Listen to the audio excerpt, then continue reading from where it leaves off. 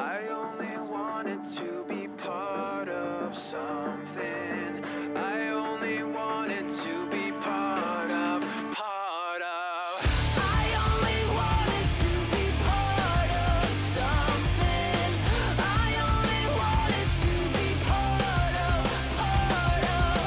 I only wanted to be part of something.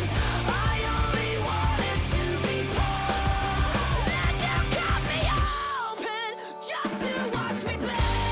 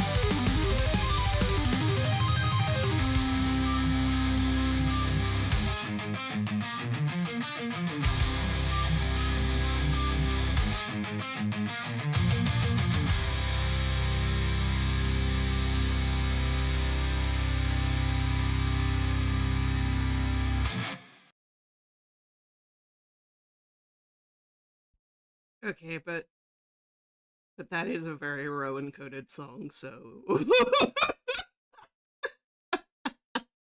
hmm.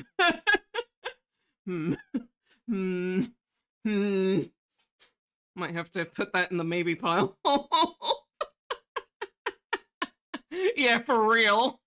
Solar Flare Nitro Blast. Yeah. Yeah, that's him. That's my boy. I'm regular about last night's episode. I'm I'm so I'm so normal about it.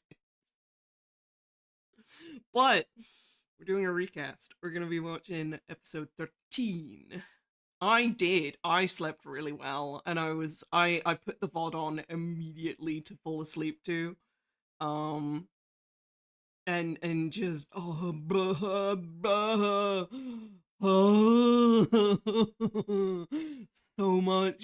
so much was revealed last night, and I have so many more theories now. And I'm I love our silly little show that we do. I love it so much. It means so much to me. It was a very sweet episode. Yeah, welcome in, everybody. I'm gonna go ahead and hit play here on the recast. Let's go ahead and settle on in for this chill Sunday watching. Rowan, you're about to rummage through your inventory and take a look at the books and the maps of history stuff and stuff about the mist transformation thing. Oop, no recap. So I can recap for y'all. In the previous episode, our heroes found themselves at the. In fact, let me get a little ambiance going on here.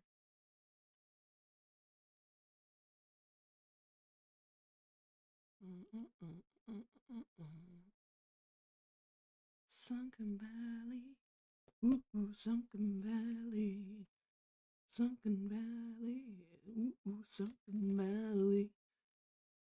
Starty light.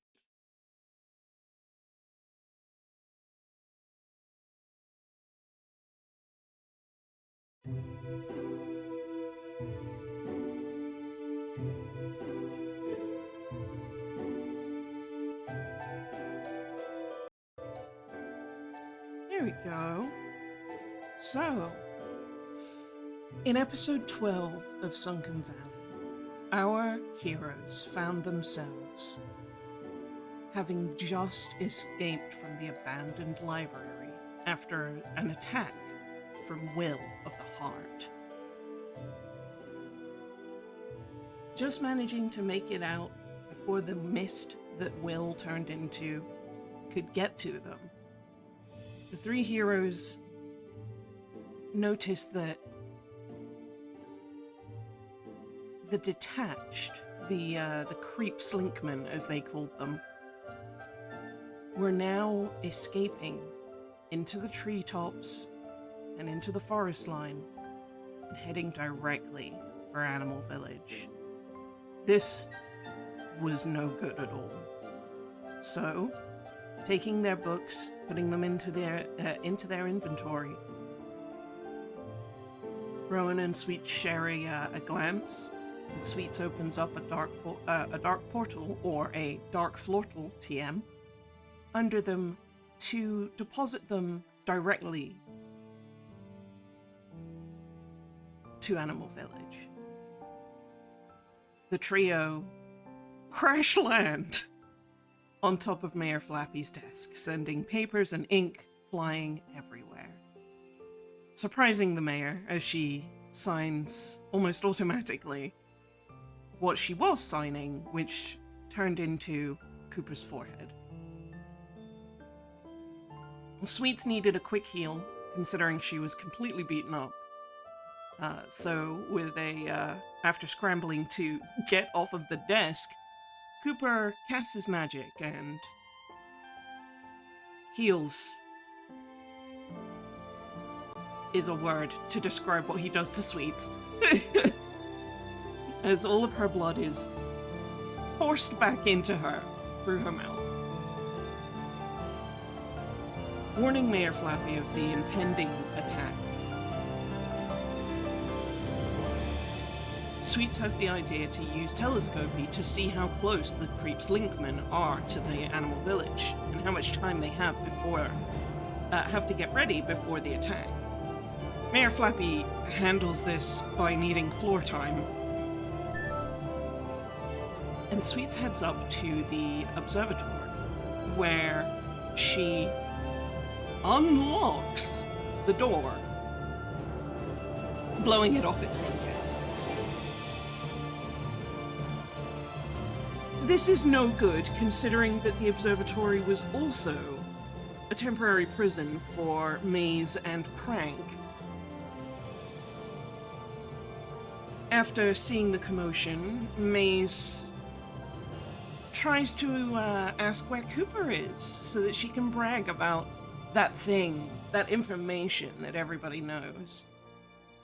But she is swiftly battered, bruised, and flung across the room, almost as much as Sweets was thrown down the stairs.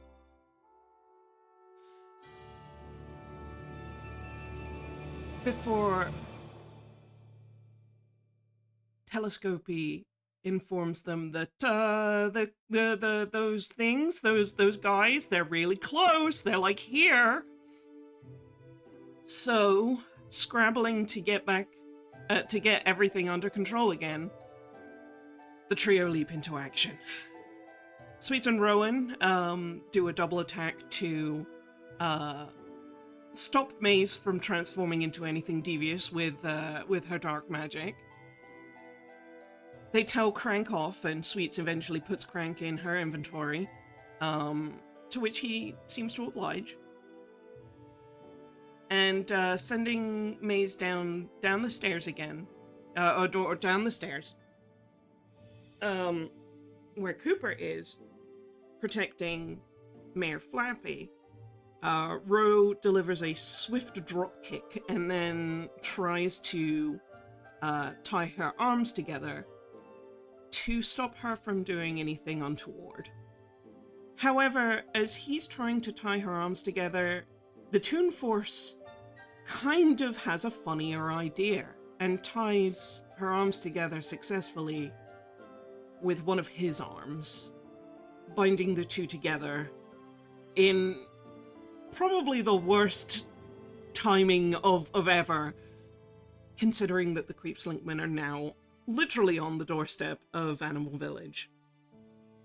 Sweets, having made her way to the roof, becomes a siren and warns the Animal Village that an attack is imminent. She contacts Red, who contacts Two to bring guns to Mayor Flappy's. This is an emergency. So with Mayor Flappy now safely having floor time, Rowan and Maze tied together, making a truce for the meantime, because Maze is able to sense an impending darkness, which he updates her is creatures from the mist, which then makes her realize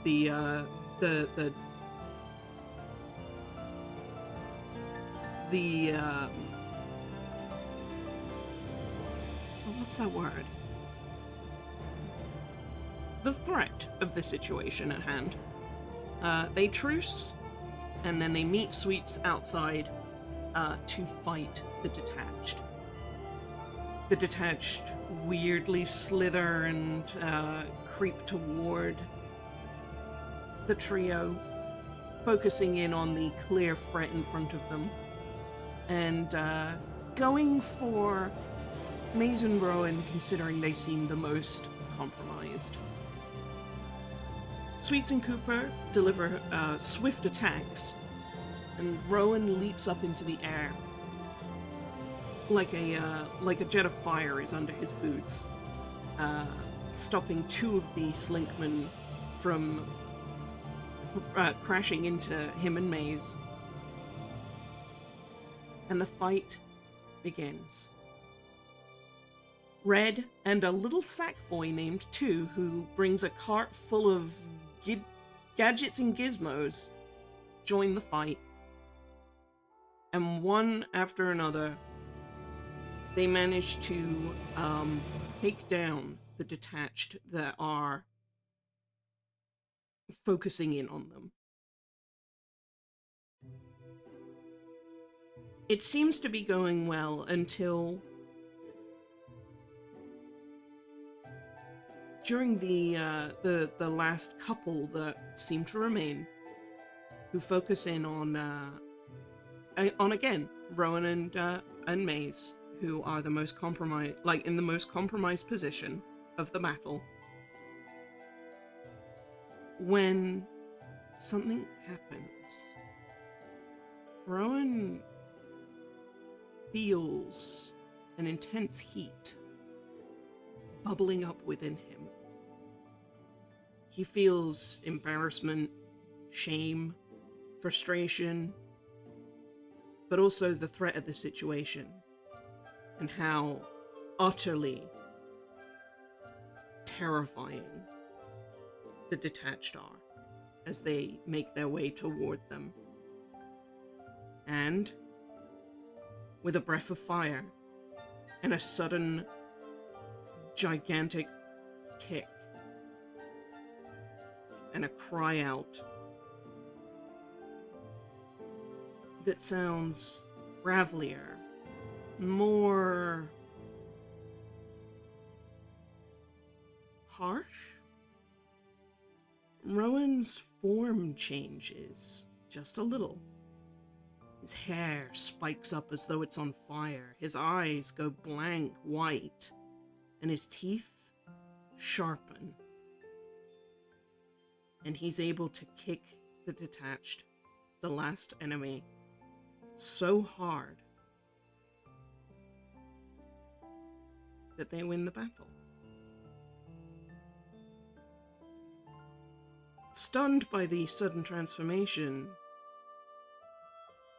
the group turn their attention to Rowan, who, with a breath of hot steam through his nose, turns back to normal.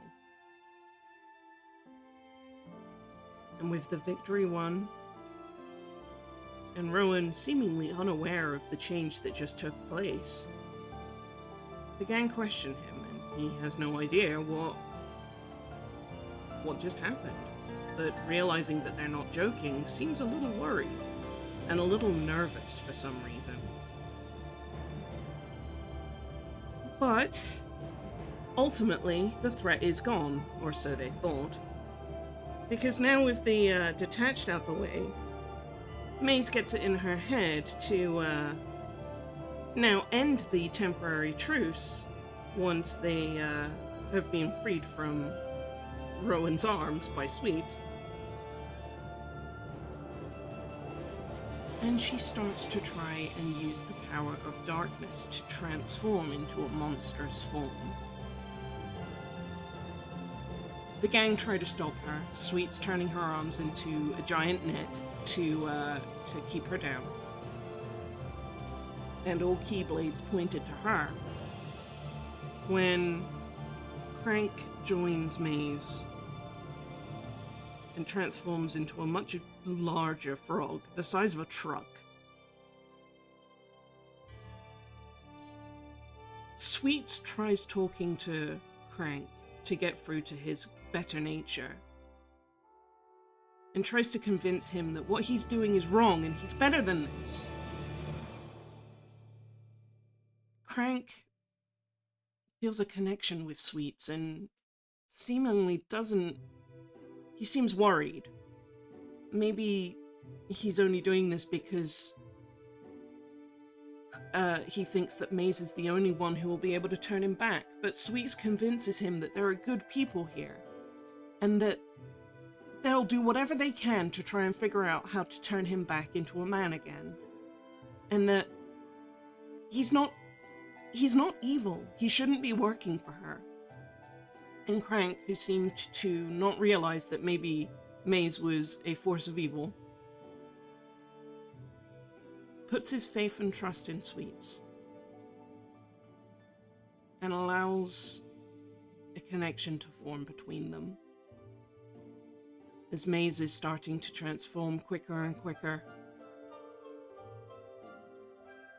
Crank looks Sweets in the eyes, croaks at her, and, with Rowan initiating a strike raid, Crank leans forward to ensure that the strike raid hits Maze dead center, knocking her off of his back, before using his tongue to swallow her whole, ending the fight once and for all.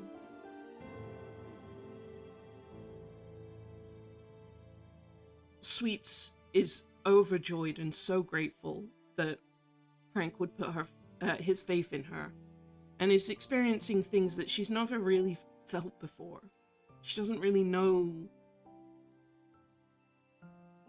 what this feeling is. But they resolve the battle by going back to tell Mayor Flappy that everything is safe. Two and Red make their way back to their posts.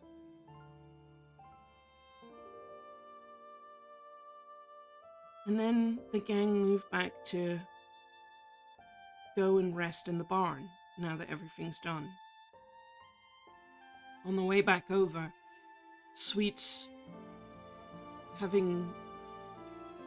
going through everything that she just went through, feels like she owes Rowan and Cooper an explanation about something that she's been keeping a secret for a long time. She stops them as they walk toward the barn together and tells them that she's not actually one person, but two, that she went and found her Heartless, and that's what the bodysuit is. Rowan and Cooper seem to have already figured this out and reassure her and accept her for who she is, who they are. They didn't quite realize that it was her Heartless specifically, but they reassure her and say, look, as long as the Heartless doesn't do anything reckless and, doesn't eat our hearts, then that's fine. We accept both of you for who you are. This is quite a lot of emotional growth in one day, and emotional acceptance for Sweets, so she needs to excuse herself, choosing to take a little walk in the forest. Meanwhile, the boys make their way to the back to the barn, and in the forest, Sweets walks alone, trying to clear her head, running through everything, and feeling distinctly like she now has a part of Crank inside of her. She can't explain necessarily what or how, and she talks to her bodysuit about it. And tears fall down her face as she worries about, is it right to have taken a bit of Crank's heart like that? What just happened?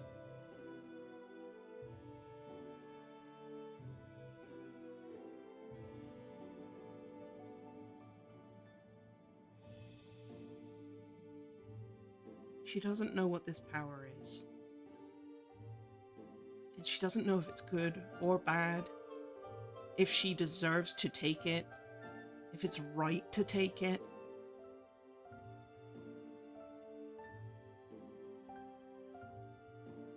And she holds those thoughts and runs through the thoughts of the day. Alone, but in peaceful surroundings. Meanwhile, the boys make their way back to the barn and head up to the hayloft, where Rowan is acting just like normal, but Cooper is full of anxiety after seeing his transformation in the battle. He asks about it and asks about what Rowan was feeling. And Ro admits he was feeling shame, embarrassment, like he'd let everyone down. And he felt this welling up of something inside, this flame, this heat, bubbling over in his blood.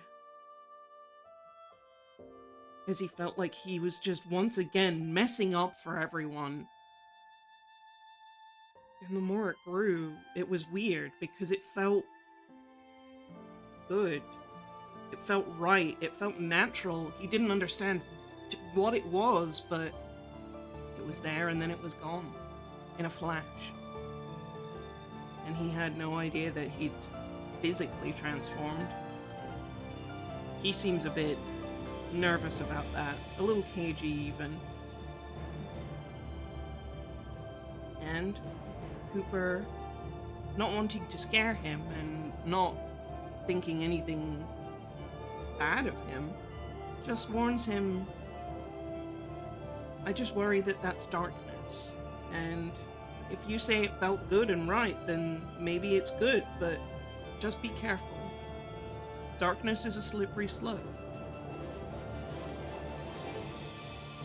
And with that, they start talking about memories. As Rowan recounts that the last time that he felt something like this was when he was a little child. Couldn't have been anything more than maybe 3 years old. But he remembered this feeling he had, like he could just reach out or reach within and grab that fire that he felt. It was the same as when he was a child looking into a fireplace in his mother's laboratory, where he felt mesmerized by the fire and like he could just reach out, grab it, and touch it, and hold it. And he didn't know what that meant. And after sharing that story, Cooper starts to wonder what his earliest memory is. He seems to be at a loss as he stares into the distance, trying to figure that out, as though that's kind of foggy for him. But they reassure each other, and they remember that they've got those books from the library that they've got to read through. And that's where we start our episode today.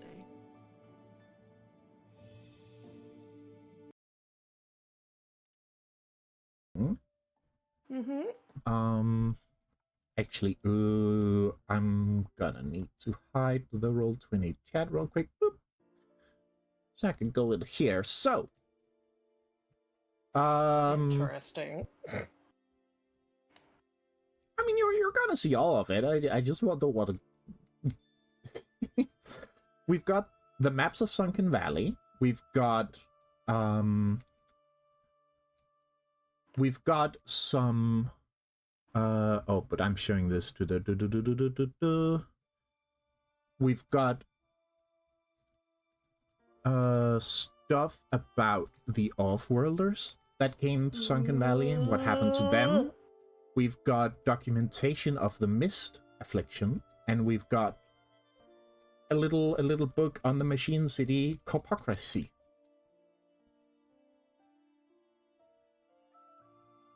Knew they were a bunch of hypocrites. And then you grabbed 4 maps of Sunken Valley, each representing a different time period. Where would you like to start? Ooh.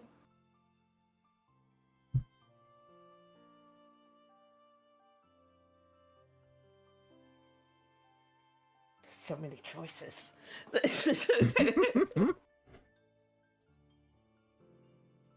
I think it makes sense to start at the beginning. Let's go history of Sunken Valley.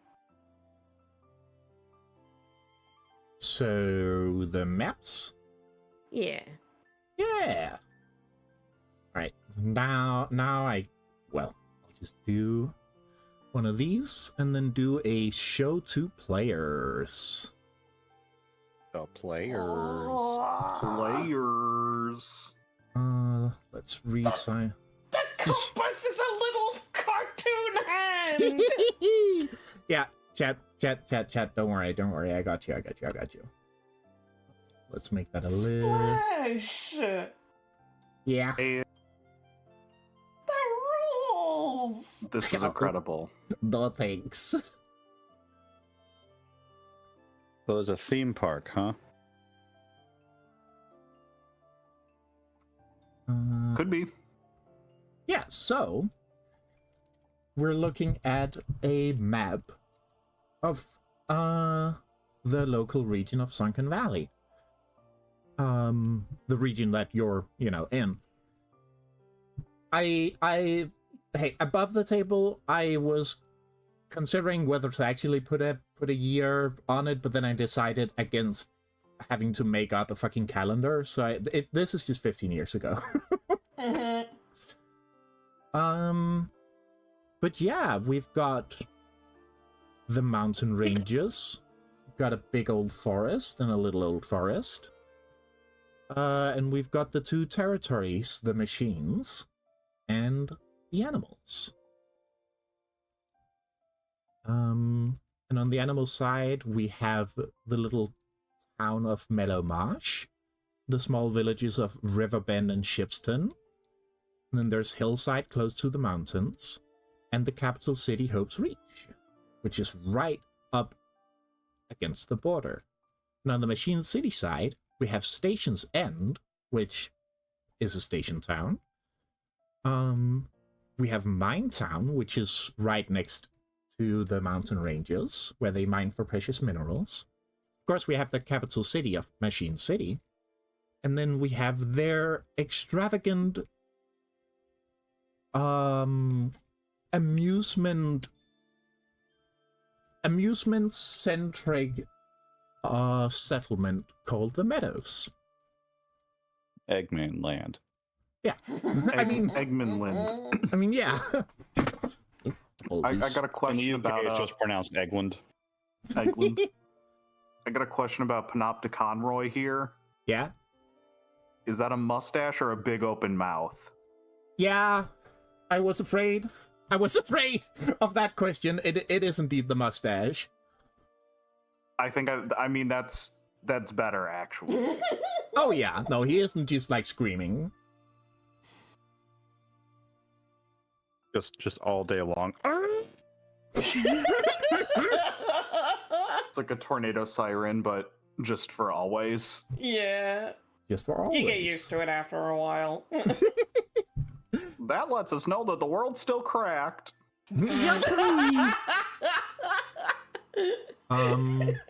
But since we're on that, let's go to the next map, which is Sunken Valley 7 years ago.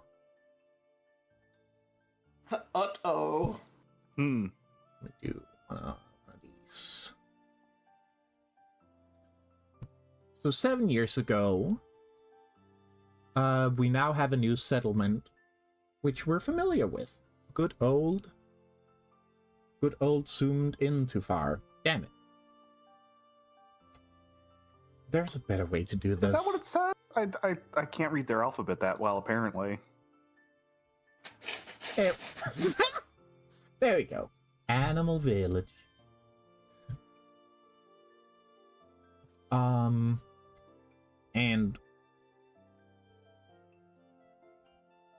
yeah, sure, that's good enough. On the machine side, we have a new settlement, Gem Mine, and you might notice There's the borders have shrunk a little bit away from this crack in the mountain ranges. And well, hillside is no longer marked. I noticed that the gem mine has appeared. Mm-hmm. Yeah. I also noticed that it's far more of the animal village side that got taken. Huh. Their boundaries. They shouldn't have drawn them like that if they wanted to lose all that land. They're just drawn like that. The machine's boundaries didn't encroach. They're also receded. Mm-hmm. Now, here we have Sunken Valley 3 years ago. Otto! Man, Huh. one day I'll be able to display this properly.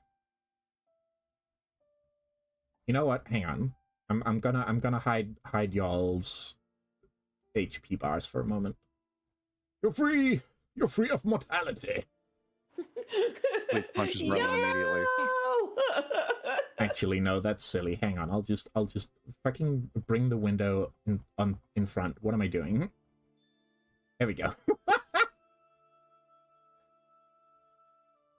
Put it all the way up there, buddy. Yeah. Make it take up the whole page. There we go. The day the mouth stopped screaming. Yeah, so here we have Sunken Valley 3 years ago. You might notice a bit of an a big uh-oh in the mountain range. Mm-hmm. A little bit.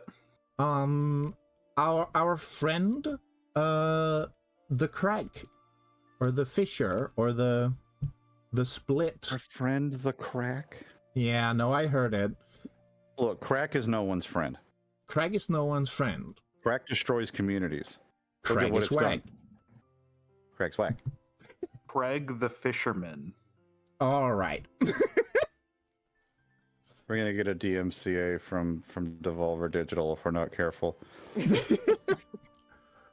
So the split has appeared, and the mist has been marked.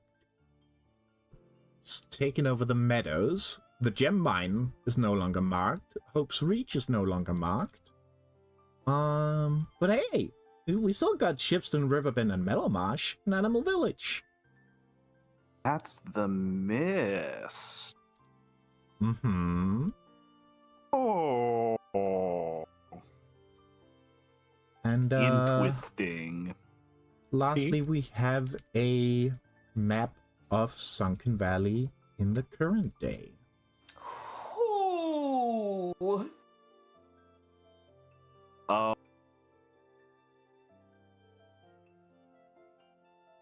See, I was gonna say, like, why didn't we go see any of these other towns if they're right over the? Oh, No.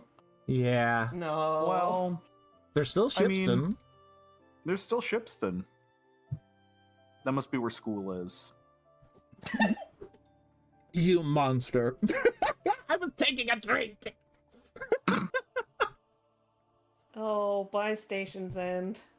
Bye. Oh, gem mine don't look so good right now. No. Well, that dog looks sick and fell over. Uh-huh. Uh-huh.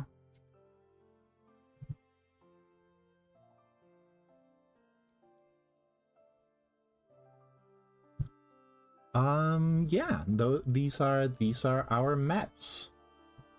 All right, let's see if I can somehow get the window where it's supposed to be. Oh, it's not gonna be friends about it. No, that sucks. I'm gonna do it manually. So I think Ro's gonna lay them out sort of like all next to each other and just sort of look at them like, oh man, this is This is rough.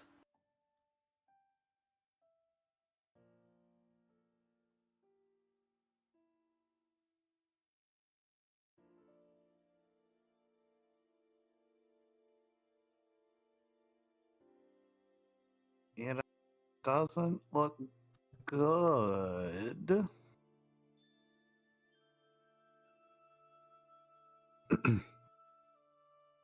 The forest across the river looks partially unmisted. At least as much as being marked. And I don't... It's not that I don't trust... How are we going to get to the Machine City? There's mist everywhere. Maybe if we go further east and just keep going. Are you I think they suggesting connect. that we would loop around? I'm suggesting the world is round, actually. Well, yeah, we saw it from space. Well, that's just a picture.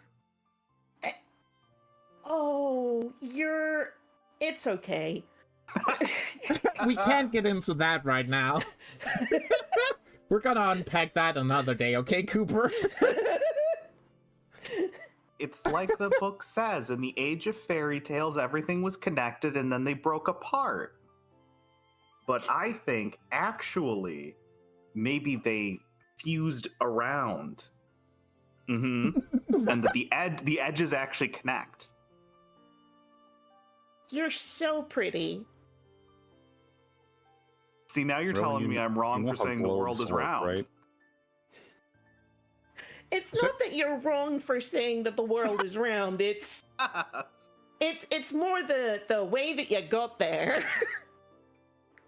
What do you say, Kat? I said, Rowan, you don't know how globes work?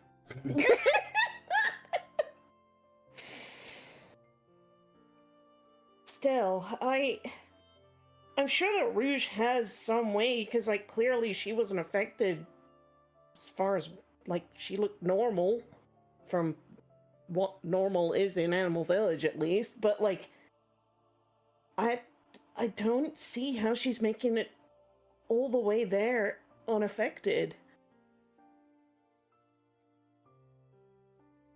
Right, the only way would be to kind of follow the road west and south, but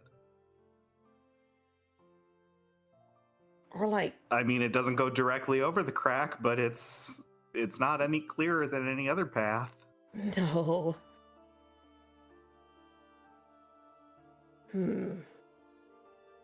You know, it's becoming even more clear why we gotta fix the gummy ship.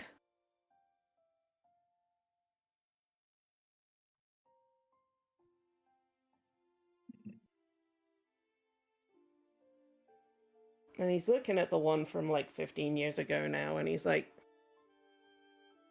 there were so many little villages and settlements here.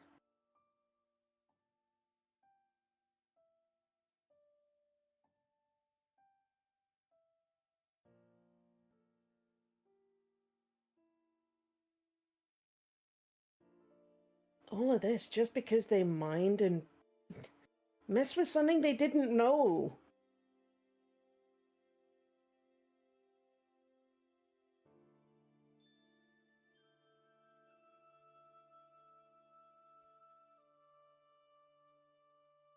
I mean, I guess that's generally how that goes, I suppose. And he's having a thought now, and he's like, 15 years ago. And wait, Mayor Flappy and that have said that loads of off-worlders have come here. Surely Heaven's Echo would be here. We've got a gate really close by. Why have I never heard of this?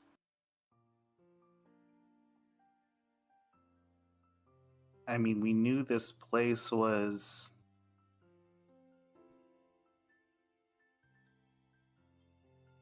like locked away or whatever. It doesn't make any sense. Like all the hero missions that they send people out on, the fact that there's a gate like super close by. You know, I'm starting to think that maybe this was a cover-up.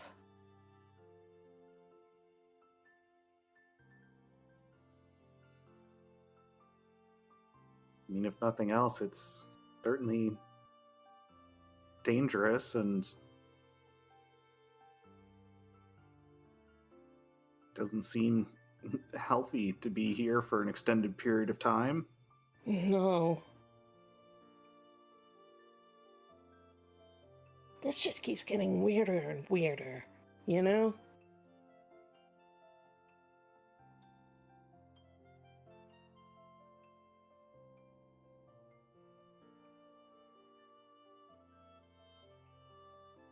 Would you like to look at the books? Yeah. Crazy that Animal Village is 10 kilometers wide. It's only 4 buildings. That can't be right. Did I really? Oh no, man. that's a representation on It's the a map. representation. The cities are not to That's not scale. literal. The cities are not to scale. What is The this? land masses are to village for scale. The ants? buildings are not. Yeah. You should stick to horticulture. You're really good at that. What did you call me?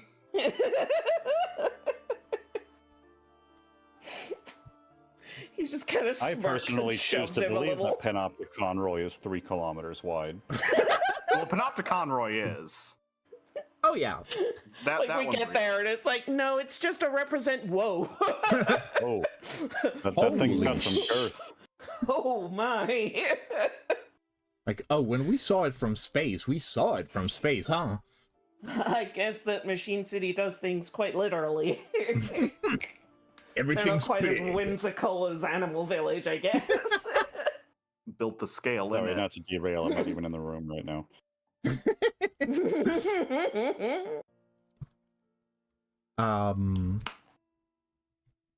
I mean, let's just start you from the disaster relief reports. Mhm. So, amongst the books, the history books documenting the time where the Offworlders came to Sunken Valley, there are these disaster relief reports.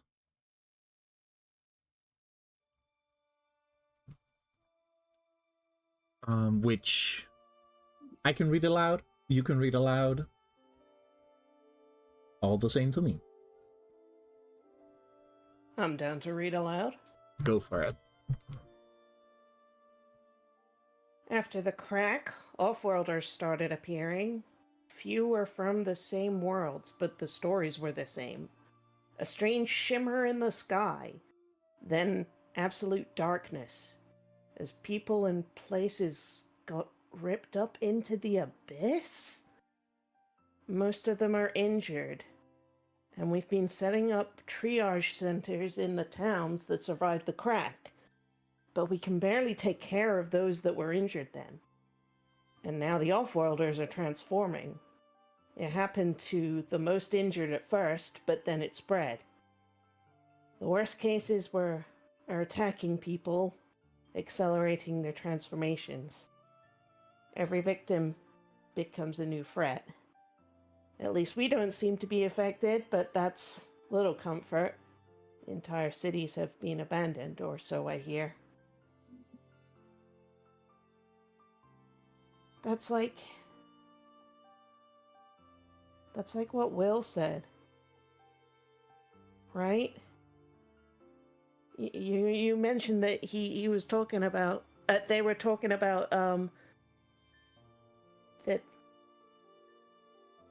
that their world got taken.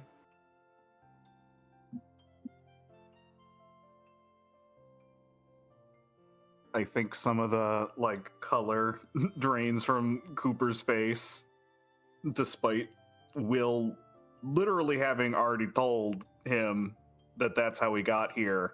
It's something different coming from Right, yeah, a backed up source. Yeah, both me Mhm. and Cooper are only just putting it together that, a lot or all of the off-worlders here didn't fly in. I think Ro is gonna notice this and is gonna take Cooper's hand and give him a squeeze. I just assumed they all traveled here by choice. Yeah, me too. The way that Mayor Flappy talked about it, I thought they flew in. You know? Yeah, and I was getting a kind of not good feeling about that when it sounded like they were coming here for whatever had happened, but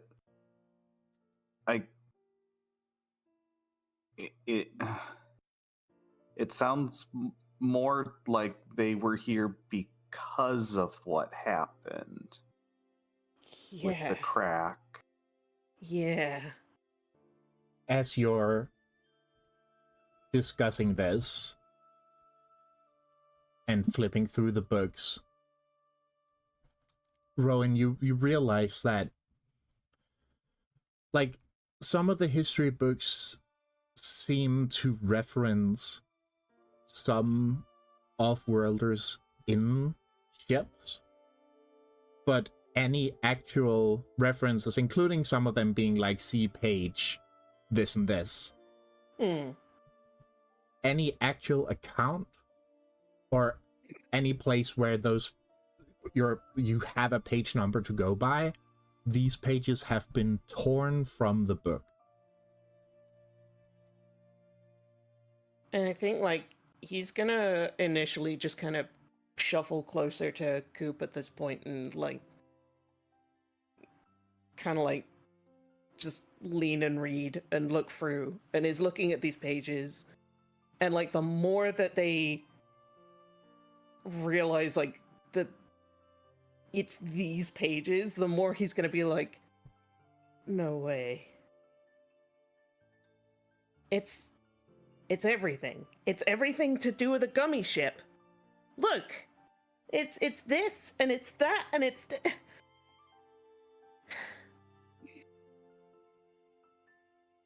huh. Oh. Someone's getting knowledge about it. Is it the machines that...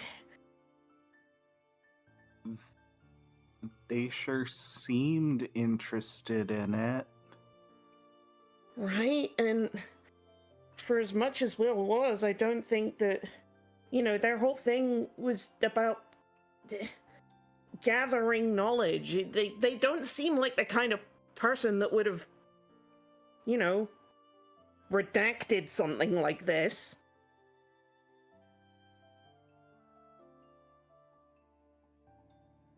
Well, that's annoying.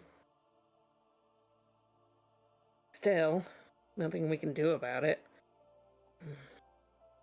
Maybe they missed some of the other books. I will slip in here that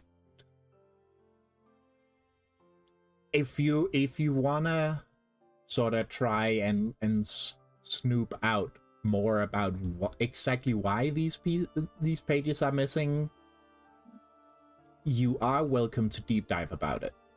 Ooh. Ooh, says Dupe. I won't. I mean, I'm thinking about the questions. yeah. Oh, no, I'm just being silly. Yeah. I'm not accusing you of doing anything. Cool. Anyway, moving on. What? Principal silly. I know silly is a foreign concept to you, Dupe, but we'll teach you one of these days. You gotta lighten up. And we are also headed into our first ad break.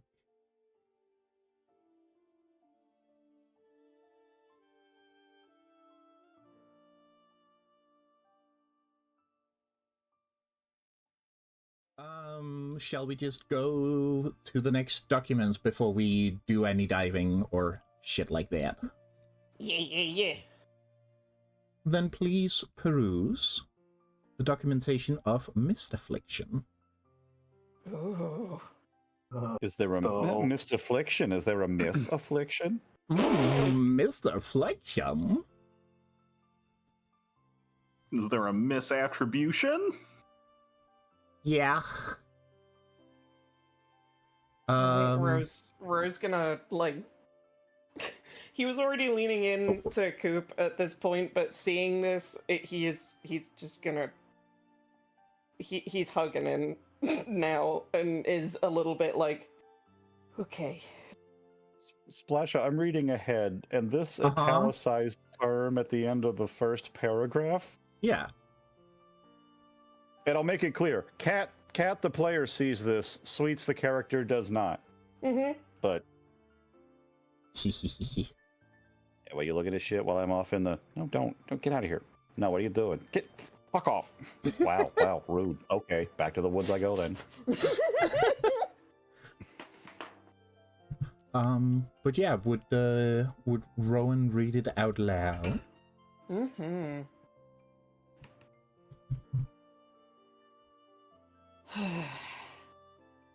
Name, Mist Affliction, or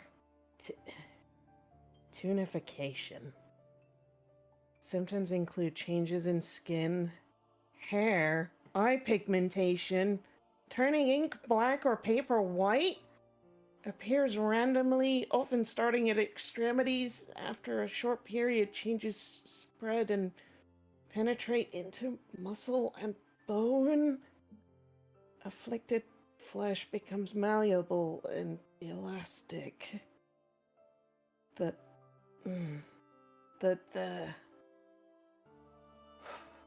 black and white pigmentation is and elasticity is almost identical to the biology of our ancestors.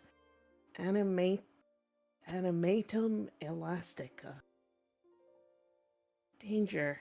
Read this. In the final stages of affliction, patients become hostile toward anyone not in the final stage. Victims have shown accelerated symptoms. Avoid injuries at all costs. No known cure. However, progression can be slowed. Final stage only occurs once affliction reaches the heart. The transformation can be slowed by avoiding injury and illness. Theory, the affliction is resisted by the immune system. Considering the apparent connection to the mist, transformation could possibly be halted by avoiding air-containing dark mist.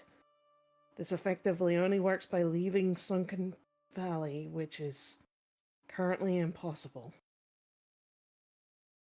Only the machines have the means to research space travel, and they're not likely to share. Experiment logs. Off-worlder tissue samples. Mist affliction only affects living tissue connected to a heart. Transformation mechanics. Unexplainable. While our bodies are comparable, off-worlder biology should not allow for transformations so similar to Animatum elastica. Mist correlation. Probable. while all living organisms transform into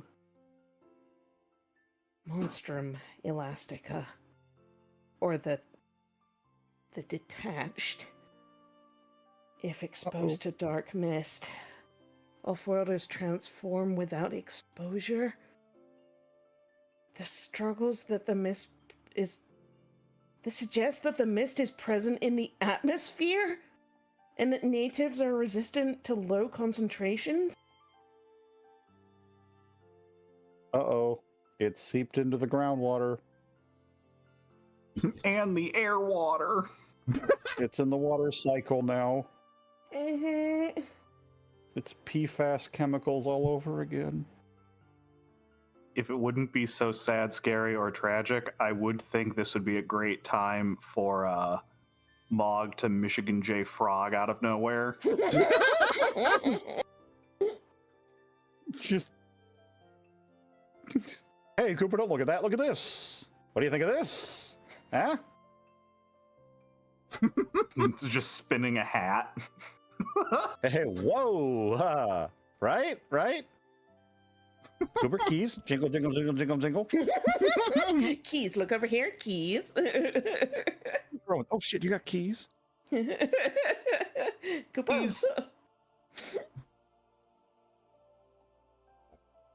Ro's gonna hold his hand over the affected area and just kind of look at it for a moment.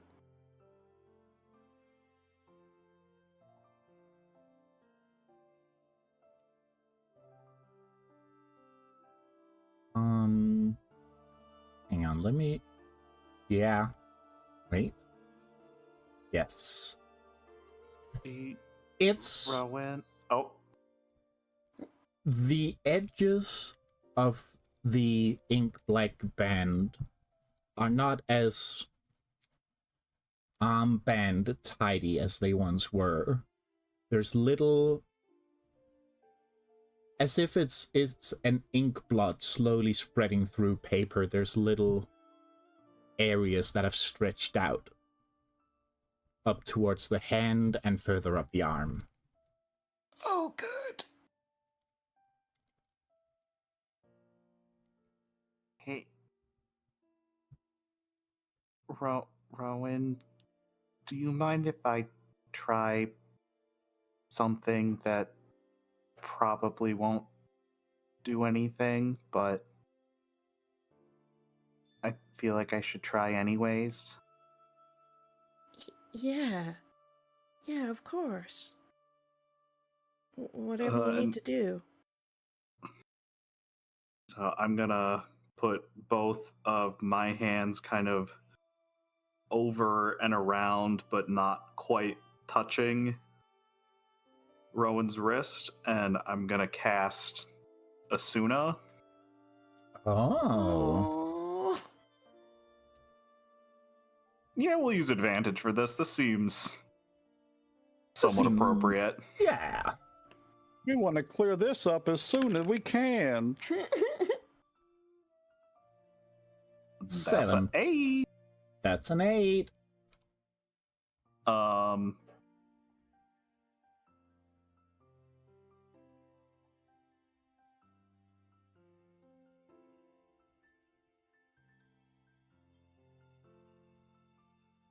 I fucking hate has no unintended consequence.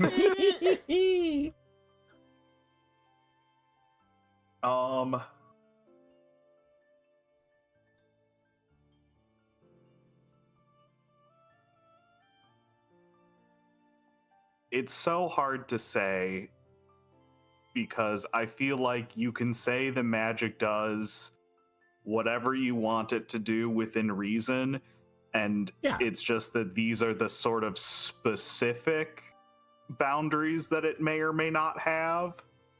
Yeah. Pretty much.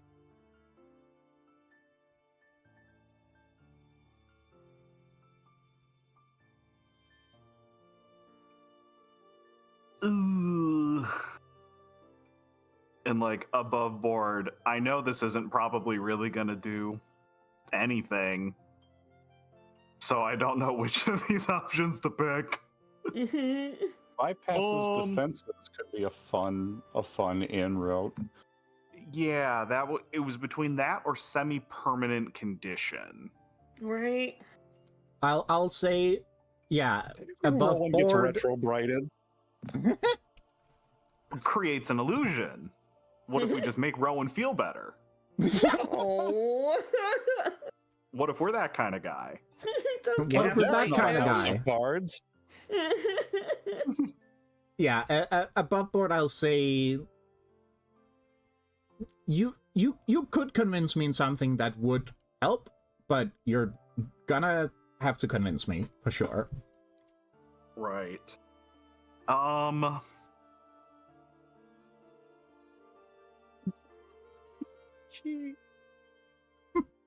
Take something. His arm.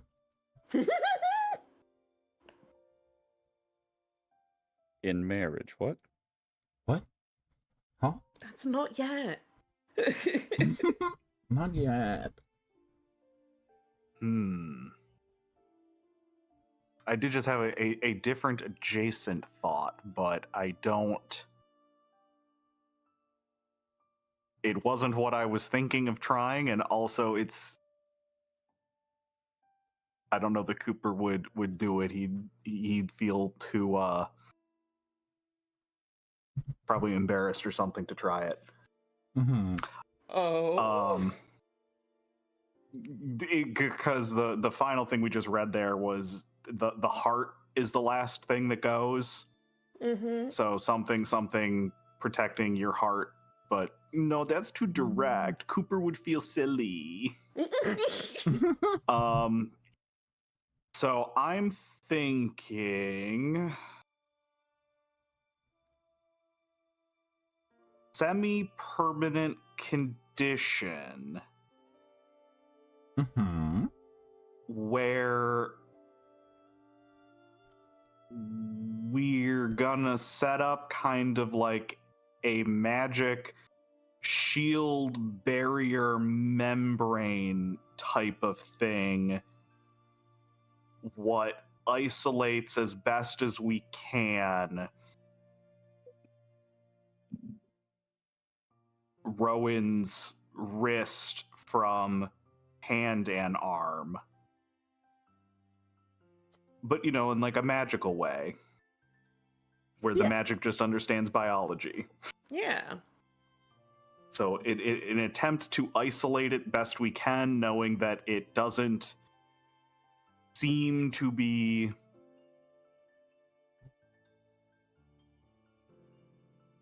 I forget the medical word for when it's spread to other systems. Yeah. It seems isolated. Yeah. So attempting to keep that contained. That would definitely work to slow it. However,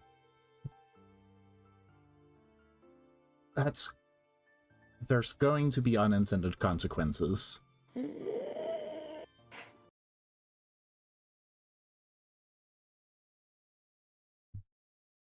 And we're going to find out about those after this break. Make sure that you use this time to go to the toilet, take your meds if you've not already taken them, get yourself a little stretch in, and just take this moment to have a little 3-minute self-care time. And we'll be right back.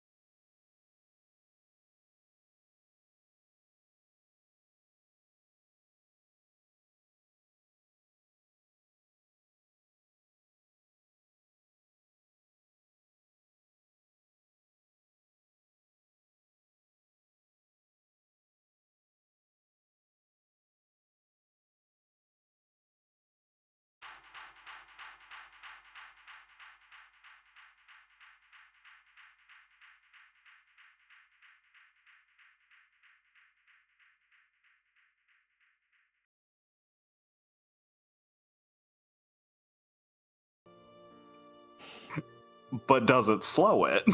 Yes. Unintended consequences to whom? To Rowan. I mean, it'll be long-term consequences, but they'll be there.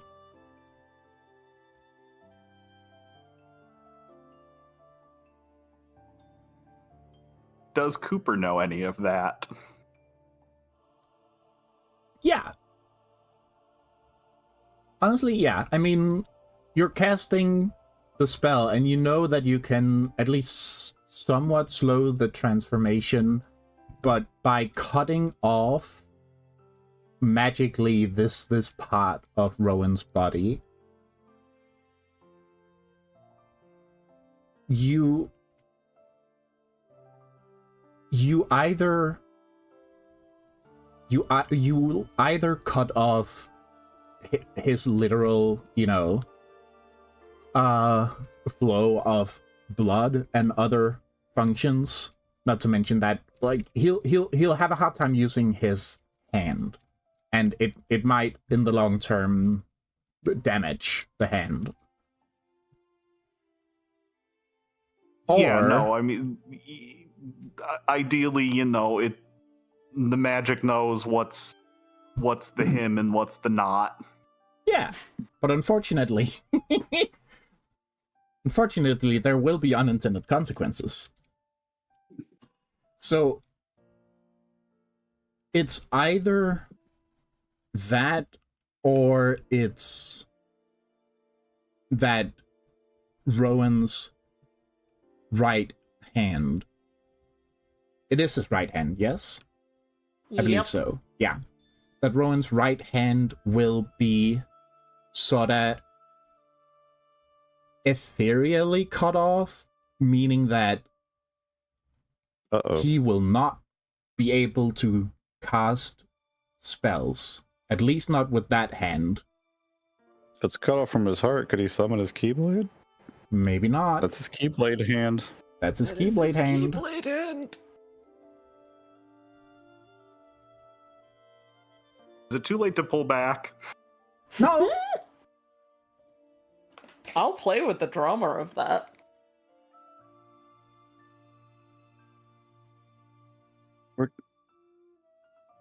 I'm not in the room. I keep weighing in. I'm not in the room. I mean, I think it's fine right now. Yeah, I think in the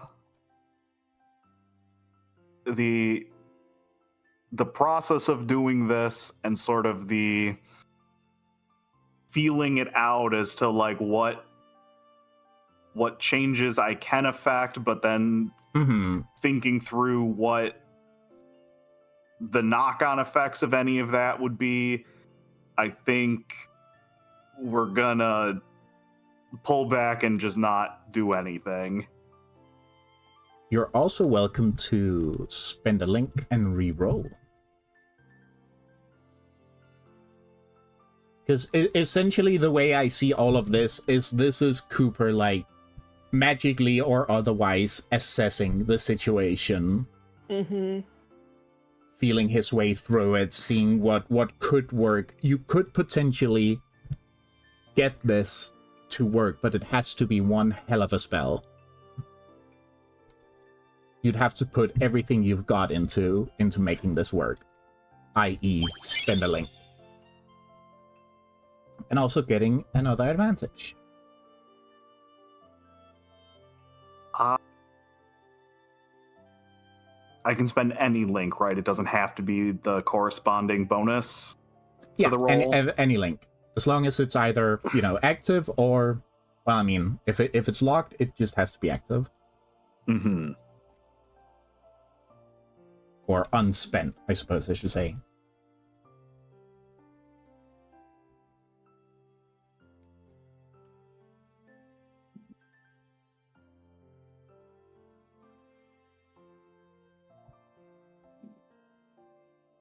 I'm going to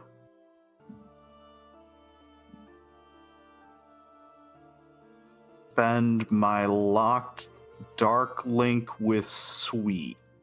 The Power of friendship. Just before Yeah. you do that, may I do Oh. a quick thing as well?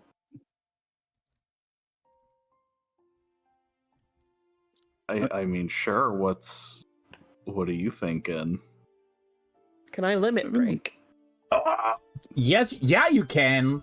Yeah, Mhm. you're absolutely seeing Cooper struggling, sweating, thinking. I don't know. I mean, that's up to you, Fen, whether Cooper is actively like casting a spell, sort of like, because I mean, Kingdom Hearts magic is definitely different from Final Fantasy magic, but I almost imagine like summoning all the like weird runes and magic circles and just kind of regarding them and thinking and working. Yeah, I don't know if it's quite as long as that, but definitely of the sort of like holding some sparkly shit for a few seconds and my brow's furrowed and I'm making a face. Yeah, yeah, can absolutely tell that he's spending a lot of energy in this. Okay. I'm gonna go ahead and roll with advantage.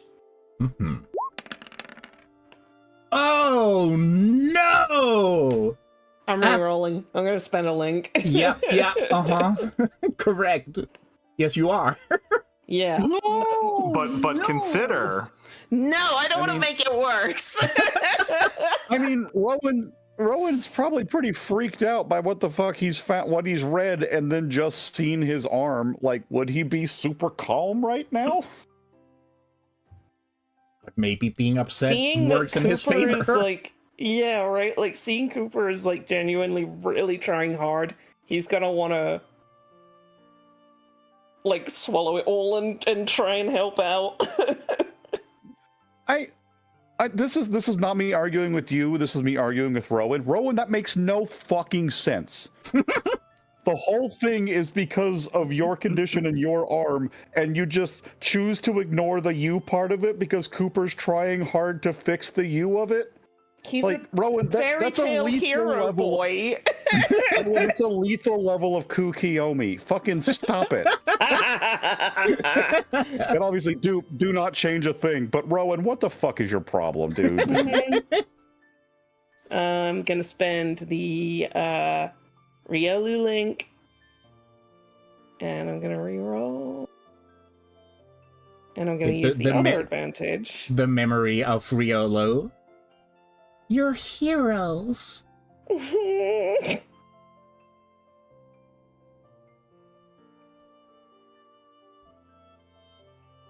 Come on, it's my heart. It's my light one as well. Like, I mean, is my heart bigger?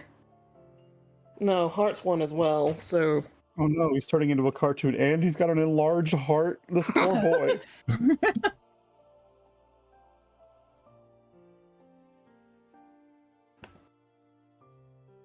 Hey, roll 20. Do you wanna... Hey, roll 20. Hey, roll 20. I just want to Okay. talk. Hey, roll 20. Hi, it's me again. Hey, how's it going? Hello, me. Thank you! Cat, I was literally biting my tongue not doing that. If a bunch of rolls happen, I'm sorry. I'm gonna refresh. Yeah. Yay, it didn't. That's great. Yippee! 600 break. D10s? We don't even use D10s! Now that's what I call a That's what limit I'm break, talking baby! about. I think that like the flavor of this is he's gonna sort of see Cooper going through all this, and he's gonna put his other hand on like he's gonna comfort him and like rub his back gently and just flush him the biggest smile. Oh, ah! That's the cutest fucking limit break. Also, I should apologize to Rowan because I'm realizing now I've literally done almost this exact scene in my life. There was a time when I was working that at a theater gig that I got hit in the face with a fluorescent tube light that shattered and no. cut up my face real bad. Oh no! And I'm bleeding all over the place. It's a whole thing. Anyway, flash forward to me in the passenger seat of the car trying to keep Michelle, our technical director, calm because she's panicking as I'm holding the towel over my heavily bleeding face.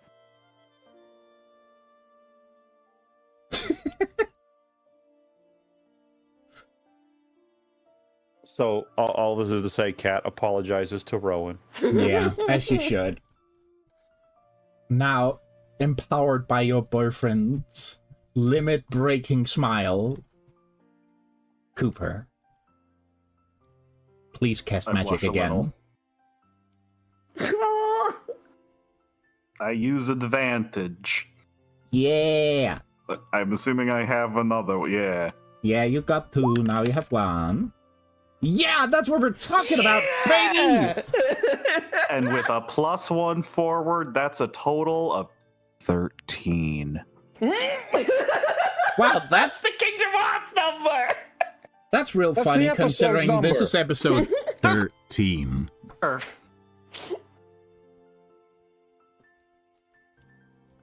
Hey, pick 3. Number 1, no unintended consequences. Yes. Correct. Number... He has also heard Rowan is down 1 HP. We can't see it because of his stupid hair. Fix your hair. Hey! I can't see past it. I can't watch the movie. Down in front. But just if you also wanted to throw a heal in, because the semi-permanent condition with also no unintended consequences is gonna help slow this down significantly. So yes, yeah. No unintended consequences, semi-permanent condition. Creates an illusion that it's not a stretchy bit, he's just got a really snazzy wristwatch on.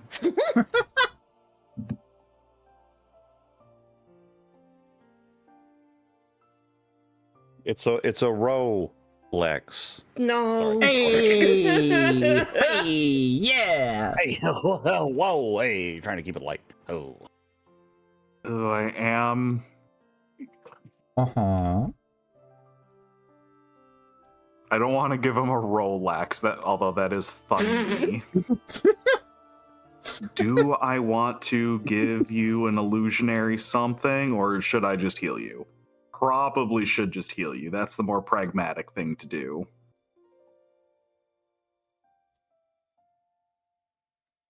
Yeah, we're You gonna can heal you. his HP, but the Rolex is enrichment. You'll be healing his soul, even if it's a lie. Kick that can down the road. We can dig in our pockets and find something to give him. Yeah. You like lint? Hey kid, Not you like really. lint? Maybe like a nail that I bit off and felt embarrassed and I didn't want to just toss somewhere because I was with other people. That's okay. Oh, a fingernail. I was like, I'm sorry? What, you never... Oh yeah, like a fingernail. You never snacked on a nail? Just I a mean, random not a- rusty not a- nail. Yeah. Not a hardware My- nail. I mean, my iron deficiency has never been that bad, no. we've all been there. We've all been there. We all have the iron fish. Hey chat, don't eat iron nails, even if you're iron deficient. Just get some, I don't know, ham or like something Breakfast else. cereals. Right? What Like, are there's- enriched with iron? There's vegetarian and vegan alternatives. Like you can, not metal. Your body's not gonna absorb it right. It doesn't work like that. It's gonna actively hurt you more. Get Ham won't spinach. hurt you. I mean, it might, but Well, the ham's not great either, but you know, in the grand scheme, it is meant to be eated. Mhm. If All you right, hit so- hard enough with one, it would hurt you. Just So, slap Finn- right on your face. So, Oh, Fen, the kale, the vegetable has iron in it, right? Mm. Yeah. so Fen, what's the last effect? Heal one. Yeah. And, Dupe, you are so welcome to write down wherever it's convenient for you that the transformation is slowed. Fuck yeah. Yeah, What does it focusing look like the kind of the there's just been like twinkly lights all coming out of my hands towards you, and then in kind of like a final like concentration of the sparkles to a single point, and then like a single kind of explosion of light. That sounds bigger than what it is. Like just a flare of light. Yeah. All of it stops, but you get a little bit of warm feeling, and yeah, and that's that. He's And gonna like look it over like top to bottom, and then sort of like wriggle his fingers a little bit and like still test out like it does still stretch and it is still bendy, but like mhm. he smiles, like he keeps the smile, and he's just like, yeah, that feels different. I knew you could do it. It should help slow it. Thank you so much. And he like gives him the biggest fucking hug squeeze. Yeah.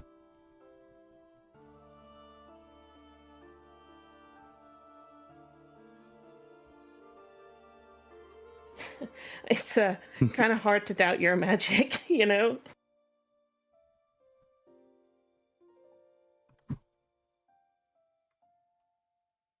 I yeah. I appreciate the Aw. confidence. Of course. Never had any doubt.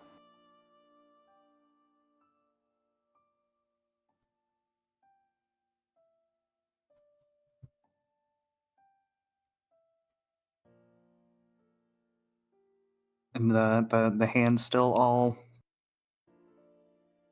the fingies work. No, handulant. And A like handulant medical term. he like unhugs and he looks at, like he holds it up in front of him and he goes, "Yep, all 6 of them." And you can see that he's put his other thumb behind his hand and he wriggles it with him. Yeah. He's such a fucking goober. Which Cooper would also know is one of Sid's jokes. Like, absolutely the same joke. Yes. Animal Crossing wind.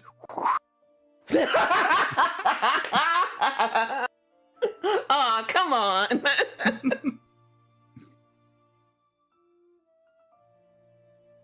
But yeah, it feels really good, actually. That's And, good, man. He's gonna try and summon his Keyblade. No issues there? No issues there. Yeah. He Is the summons... Keyblade better? He summons Supernova! A brand new Keyblade with 9 tactical elements on it! No! Dude, we talked about this. That's not until season 5. And it immediately explodes. No, you Toby think it Fox would JPEG explode. explosion.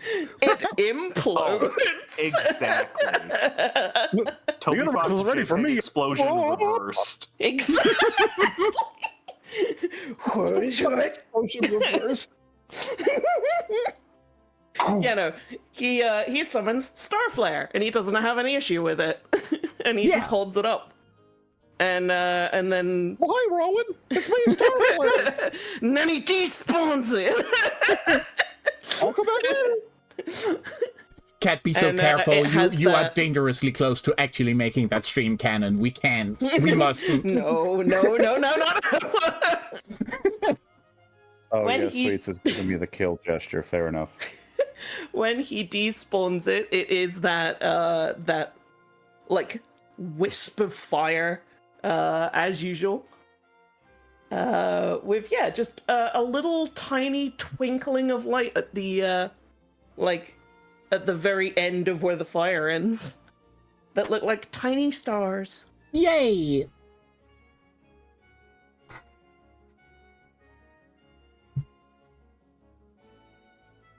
Yeah, feels good to me. Good. Wait, did he summon it without the incantation too? Mm-hmm. That would be It a pretty is big better. moment, wouldn't it? He always could, is the secret. It's a rarity. Oh, sweet's new. That's why it pisses her off so much. I knew it! Yeah, I knew you could do it without turns- the stupid incantation! I Turns out suppose when you got he's, a weird, unique sneeze too, right? Yeah. Turns out when he's calm and in good company and thinking about other things and not putting too much thought into it. Yeah, there it is. Preposterous. There's Mm-hmm. no grumpy bitch making him overthink himself. Mm-hmm. And yeah, I think that would be a rarity that Coop has seen happen a couple times, but like usually he does have to do the full incantation, so it's always nice when that isn't the case. Mhm.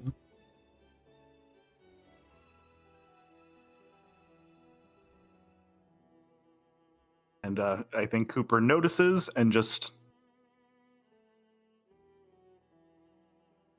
mental note for like, aha, it happened again. Mm-hmm. And did Ro notice? I think not. Or Doesn't maybe seem like it. it was a very quick there and gone again, just Mhm. to see if we can turn the lights on still. Yeah, Ro does not seem to be like making a fuss about it. And so you're not it's not clear whether or not he's noticed. He looked the other direction as he was summoning and desummoning it. He's just being a big himbo right now. Oh, is that two? Shing shing. Oh, no, that's not him.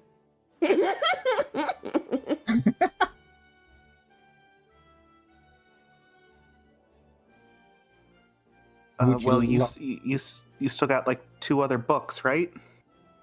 Yeah. Well, let's give him a look. It is only one more, but You got It is- one more book. yeah, Yeah, that's what Cooper said. it is the It's a Machine City. Stop it. Hence the Hames this. It is the Albany expression. Really? I'm from Utica. all right. Oh, you're Okay, an all Albany- right. It's an Albany thing. I see. Listen. It is the Village, machine. village. Now you listen here.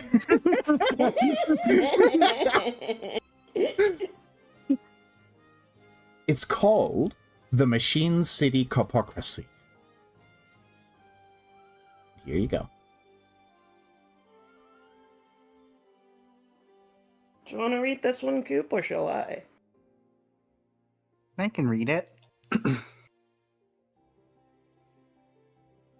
The Machine's corpocracy is clearest in their capital, Machine City. While the supreme director of the conglomerate rules all, the city itself is governed by Panopticon. Little is known of the conglomerate except that projects like Drill Master were orchestrated by the supreme director. Panopticon has their HQ inside the sentient skyscraper Panopticonroy. Right, baby, it's canon. It's canon, baby. President D. Pickles. Shut up. Like the rugged rat? I was gonna say, if this president is a literal baby splasher, I'm gonna be furious. No, listen, it's not a boss baby. I can promise you that.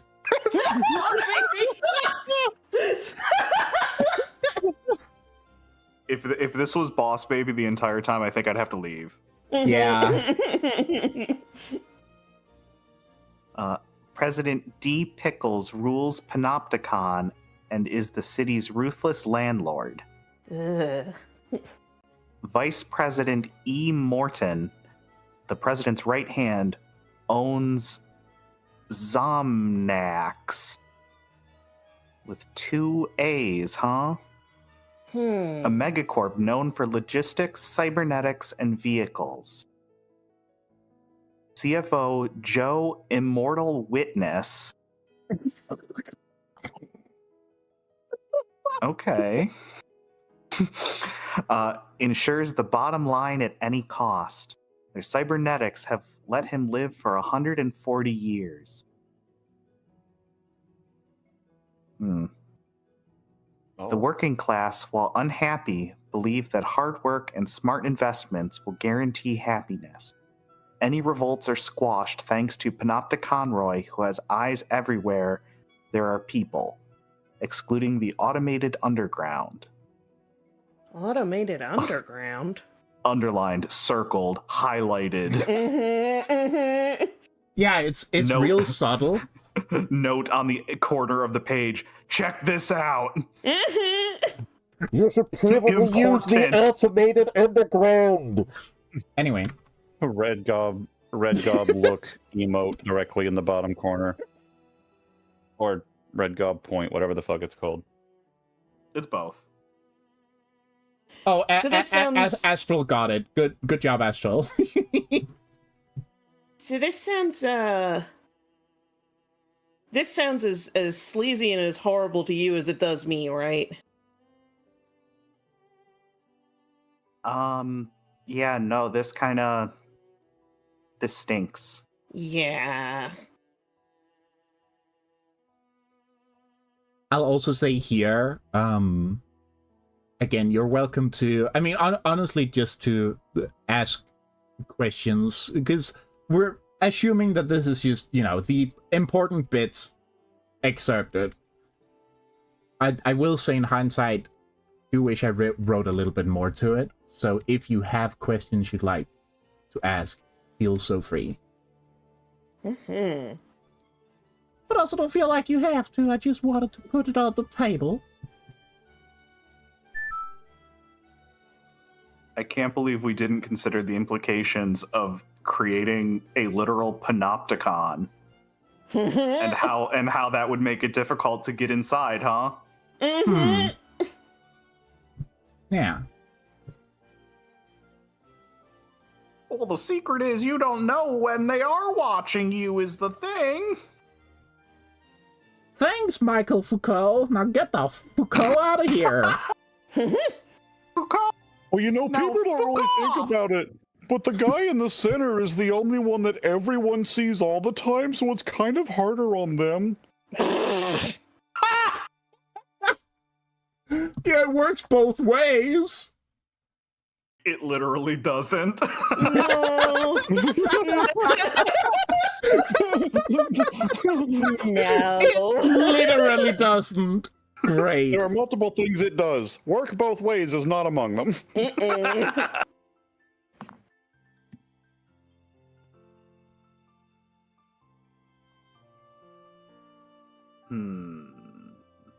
Oh my god, Astral's nailed it. Our plan will be to pocket sand Panopticonroy, so he has to close his eye. I mean, he is still in a cartoon world. We'll hit him with a fluorescent tube light. I We mean, hit him with the what's that over there? I mean, it's a I bet cartoon you- world. The first time we try that, it's gonna work. Maybe. And it's a good thing that when it should work, because something big will be falling on him, and we try to point it out, he's not gonna look. He's not gonna No. look. Ooh. Sweets could cast Envilga, or Safaga, or Pianoga. Pianoga is very good. The piano.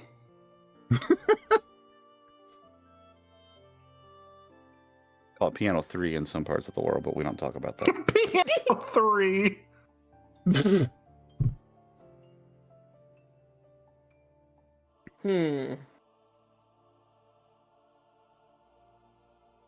Could I make a suggestion? Yeah. Could we go see what Sweets does while we think about questions that we could ask? So we got time to mull it over. How close Yeah. are we to an ad break?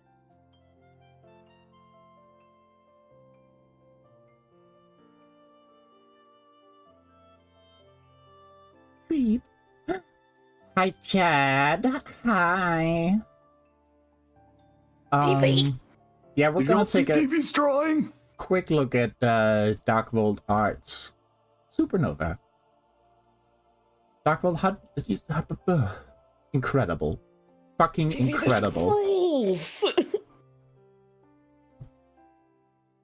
Stevie, we were also considering it an ultimate weapon, so yes. Agreed. It has just the right amount of weird, sharp, pointy things that look like they would immediately fall off. Yeah. You gotta have battle filigree. Yeah. Yeah. Filigree. Call it. Kill it. Yeah. Yeah. I'm sorry. I really stepped off. I'm sorry about your Ow. bed. Ow, my cap. I'm just a little mushroom, you know. Oh, I'm sorry. But yeah. As we pull away from the boys having a talk and looking at notes in the hayloft of the barn, we go to Sweets. And I mean, Cat, up to you whether we take it literally from when Sweets split off from them, or yeah, up to you. I think it's fine. Like, she's just, you know, as she does, walking into the forest to have a thing. Yeah. Hang on, let me clear my throat. Ugh.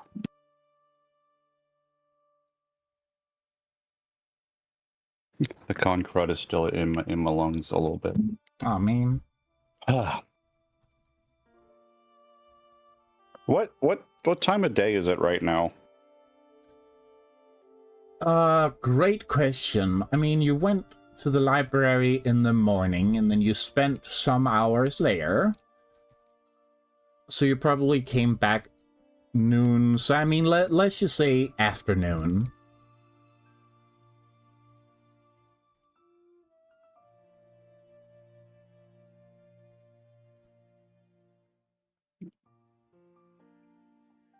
I'm trying to think since it's daytime.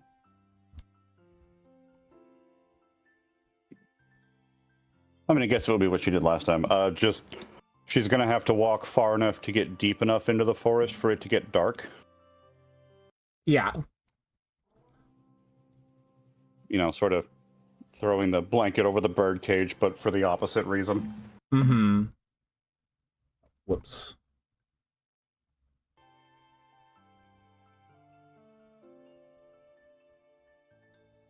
And then I think it just go ahead.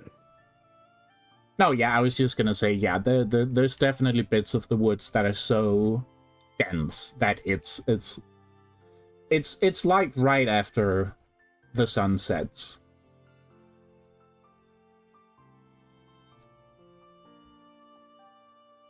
Hey.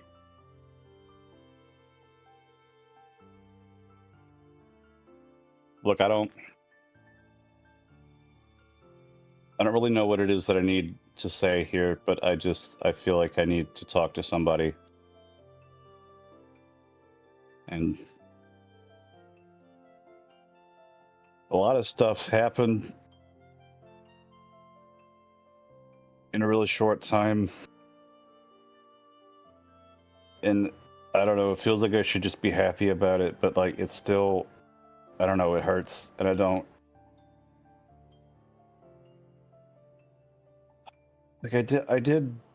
we did a good thing today, right? I mean, I mean, we already knew that Crank wasn't a bad guy, but like, I don't know. I didn't expect it to be something I said, you know? And just, it's a good thing. It was a good thing. What happens with Riolu and all of them? And it's been, this is fucked up to say, but it's been more a good thing than a bad thing that the two of them have been here, but it's just, you know, 4 days ago I knew who I was, you know what I mean?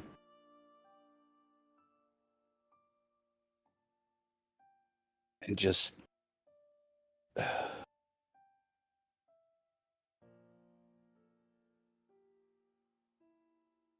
I guess what happens if I can't,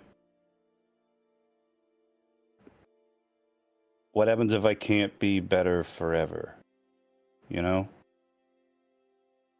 I just feel like I'm writing a real big check in my own name, and I don't know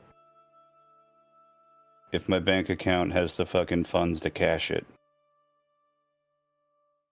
Does it make sense? I don't know. I don't even know how much you.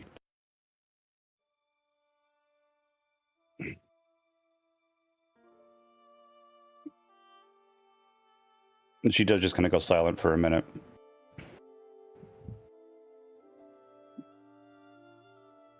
And like, while sort of figuring out how to burst the membrane into the room where the rest of her feelings live, it just holds out her hand and summons Candy Crown.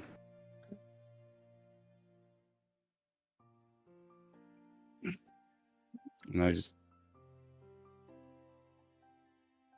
I get why, all right? I get it.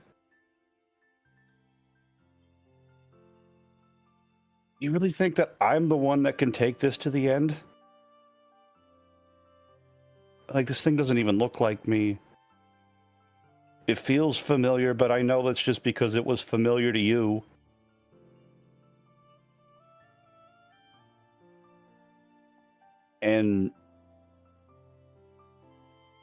And she's sort of, she's about to hit on, I think, like the thing that she both wants to process and is avoiding because it's scary, so she kind of pussyfoots around it for a little bit. Like, look, I don't know if you were awake for this part, but something happened, okay? I don't know what it was or why. And again, I think it was a good thing, but I don't even know how to describe it. Just something happened with Crank.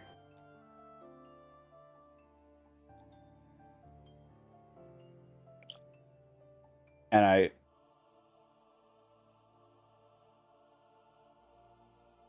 I can't shake the feeling that maybe I took something.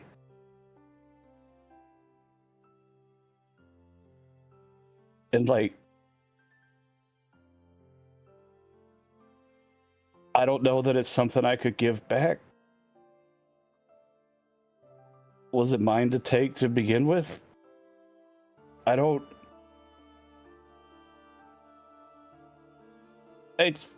feel a piece of him in a way that it's good, but it's wrong.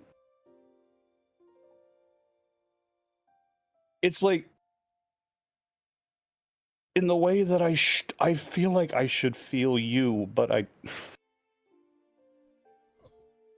don't even know what I'm trying to say with this.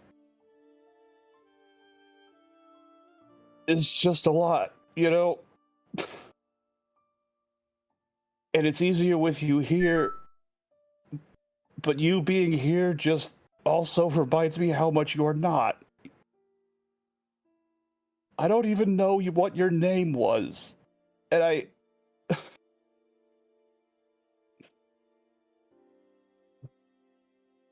I don't know. None of this makes any fucking sense to me. Why am I here? I...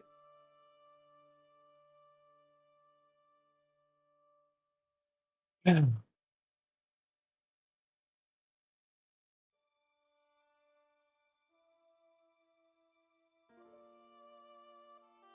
I think,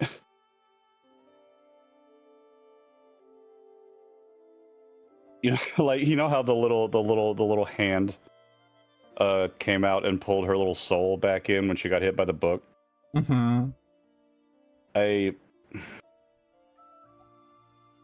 Like a tiny little hand sort of stretches out of the black that's on her arm and just sort of like rests itself on top of her hand for a second and then retreats.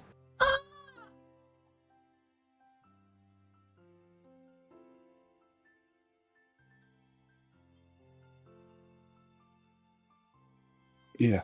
Yeah.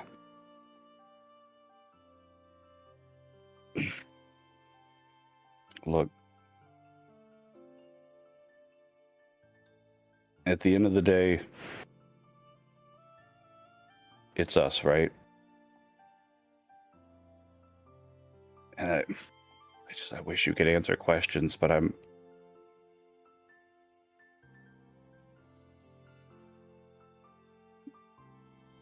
don't know. I feel like I should have some sort of grand thing to say here, but I'm confused and I'm fucking scared, But I'm also...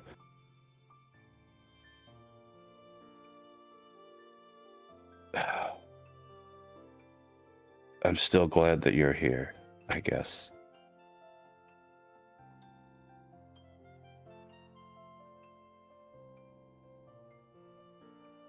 She looks at Candy Crown for a second and just says, I'm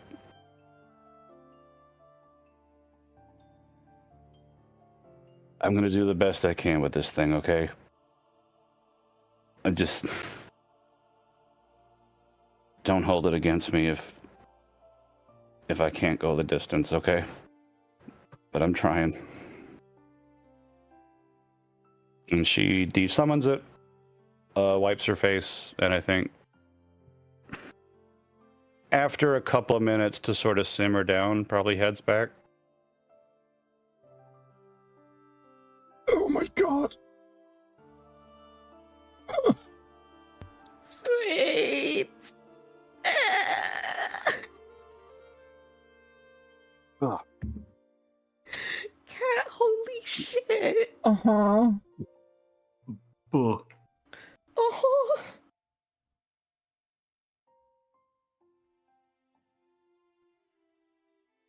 How long was I out? Sorry, I was... Mm-hmm.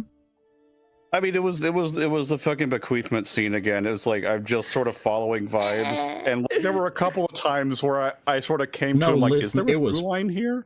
Perfect. And None notes. moving Sweets makes her way back towards town and presumably back towards the barn. Yeah. And I think that probably times out well enough with as Rowan and Cooper have finished reading through the history books. Sweets comes back to the barn.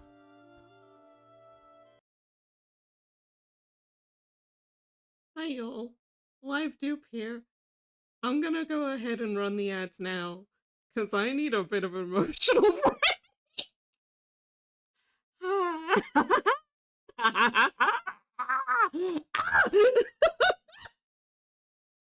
My wife is very good at character acting and making stories.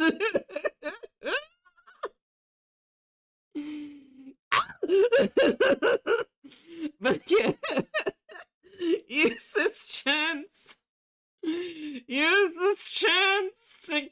Piss.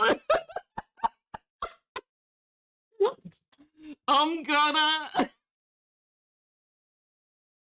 And we'll be right back after these messages. I love you all. Holy shit. Holy shit. I'm gonna explode. I'm gonna explode.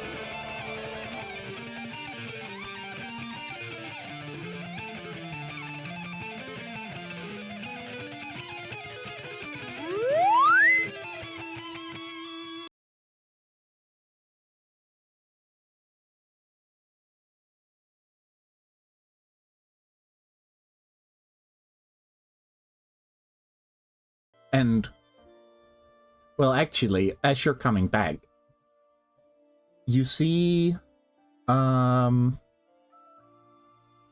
somebody else is also headed. Oh! Rowan! Oh, gets a thing. Oh no, I'm catching up with chat. I'm sorry. And it seems I've cat No, you owl. did good. Did perfect. Everybody liked what happened. Mm-hmm. Thank The you. tears Because are for the words that support. are written seem to indicate. It's the good kind of damage. Mhm.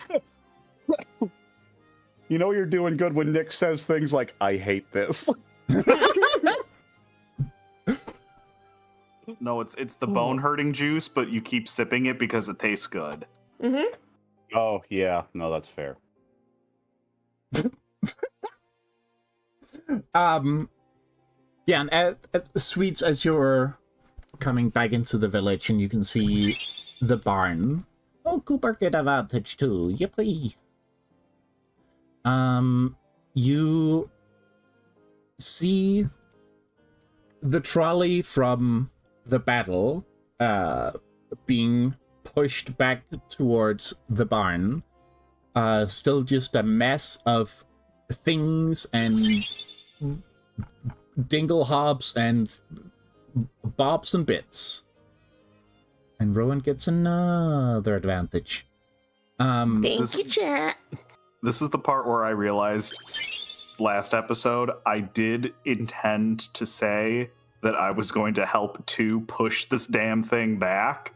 Yeah, A, well, never met two, might not have even have seen two. B, No. might not have even known this whole trolley was here.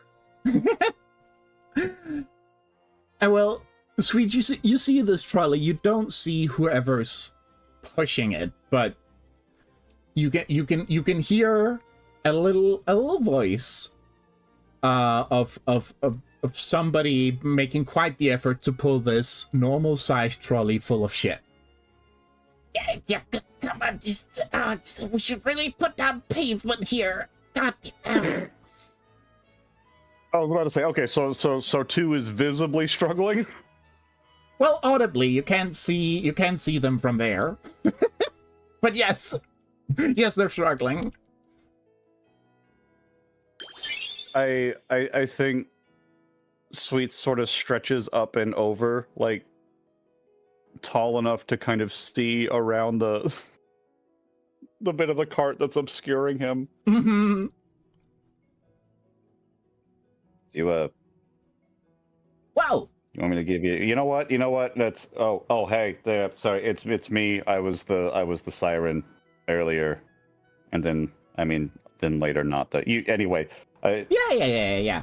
Yeah, can you want give a me a hand? hand? Oh, please, that would be nice. yeah, I got you. I'm so little, and it's so big. It's yeah. No, this is enough. We just sort of left you there, huh? I promise it wasn't intentional. I do Oh feel no. a bit bad Don't about you that now. worry about it. It's fine. But When a she hand for finds this. a comfortable way to grip it, like maybe depending on if this is a thing 2 would be receptive to, might just sort of lift him onto the cart and then pick up the cart and walk it the rest of the way. Whoa! Oh, thank you. Oh, how nice. As you know. And as you're pushing the trolley into the barn, little 2 is just sitting on a pile of gadgets, just kind of kicking their little legs. Did you make all this? Yeah, I'm sort of the I used to be just like a general inventor, but Red's sort of been shall we say, in need of armaments. So that's sort of what I do now. I made all these. Oh, okay. There's a lot of hand guns on the trolley, like a lot. It's not my proudest work, but like, you know, you make do with what you have. Have I introduced myself? Absolutely. Hi, my name's 2. And you're Sweets, right? Yeah, that's me. I figured you were 2 because Flappy told us, but yeah, we hadn't had a chance to actually. Hello, yes, my name is Sweets. Hello. It's great to meet you. Like, properly. I mean, we've sort of been bunkmates a little bit. I mean, you've only slept here like once and you slept outside, but still. I've been really interested in that thing you're putting together. Anyway, and as you're like inside the barn, they point to the area where there's like a work desk and just more junk everywhere and tools. It's going, if you'll just push it like over there, that would be great. Yeah, easy. Thank you. Sorta. arm stretchy and gentle set down. My, you're strong. Thanks. It's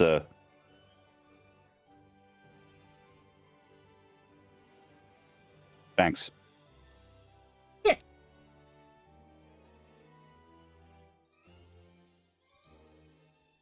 Oh, and So I've for the benefit of Mr. chat Kite, and there will be maybe a show also tonight? no. In I don't remember if I've probably described 2, but 2 is like literally a doll made out of burlap sack and stuffing, like, you know, as tall as, you know, a teddy bear, wearing like big old goggles, and just wearing a cute little cloth vest. No.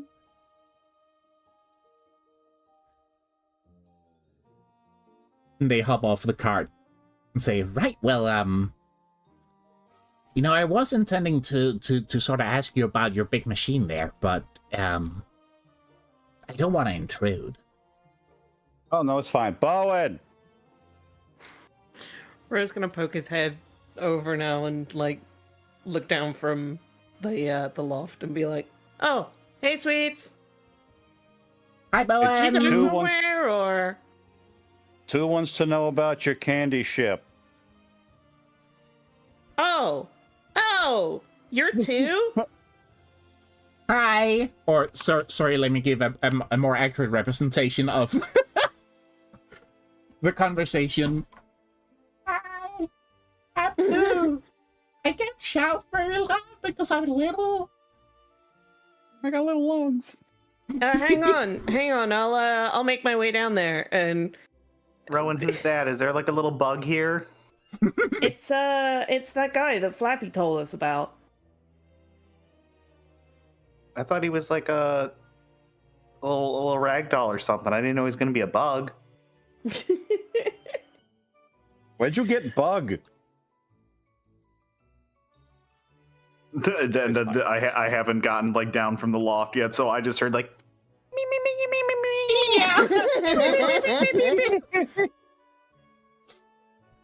And Coop can Isabella see... Animal Crossing 500 feet away. Oh my god, yeah. Yeah. Like as Rose like gathered up the rest of the books again into the inventory, there is a full like sequence of he is about to just fucking jump down adventure style, and then has to pause for thought, and like there is a full, it is showing the cogs turning in his head look on his face before he stomps, turns around, and goes to the ladder instead. Tweet says, "Damn kid, you got more gears in there than I gave you credit for." Hey! That's what, it's a compliment. What's your problem? It's like one of those compliments that's like also an insult though, because you presumed that I was not capable of thinking stuff before that. And then I said I was wrong about thinking that. Hmm. I'll win with you. There's no winning with you. Yeah, well, you know. Somebody's gonna win anyway, doesn't matter. Anyway, 2 was asking about this thing.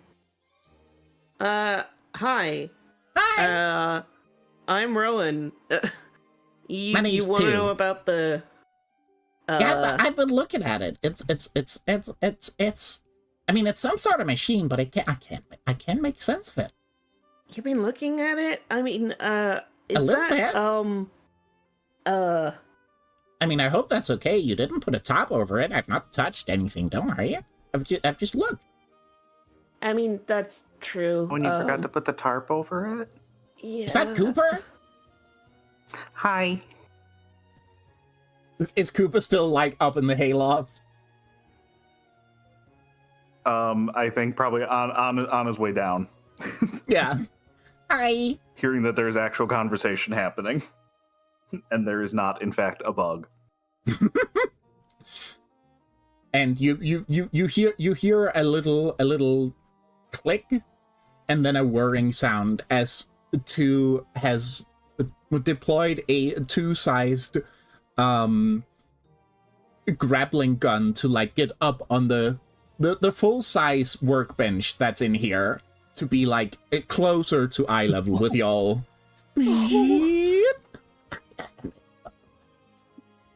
The climb is always a struggle. I gotta work on something that launches me like up above the ledge, but only a little bit. Anyway, hi. Great to meet you. Hi.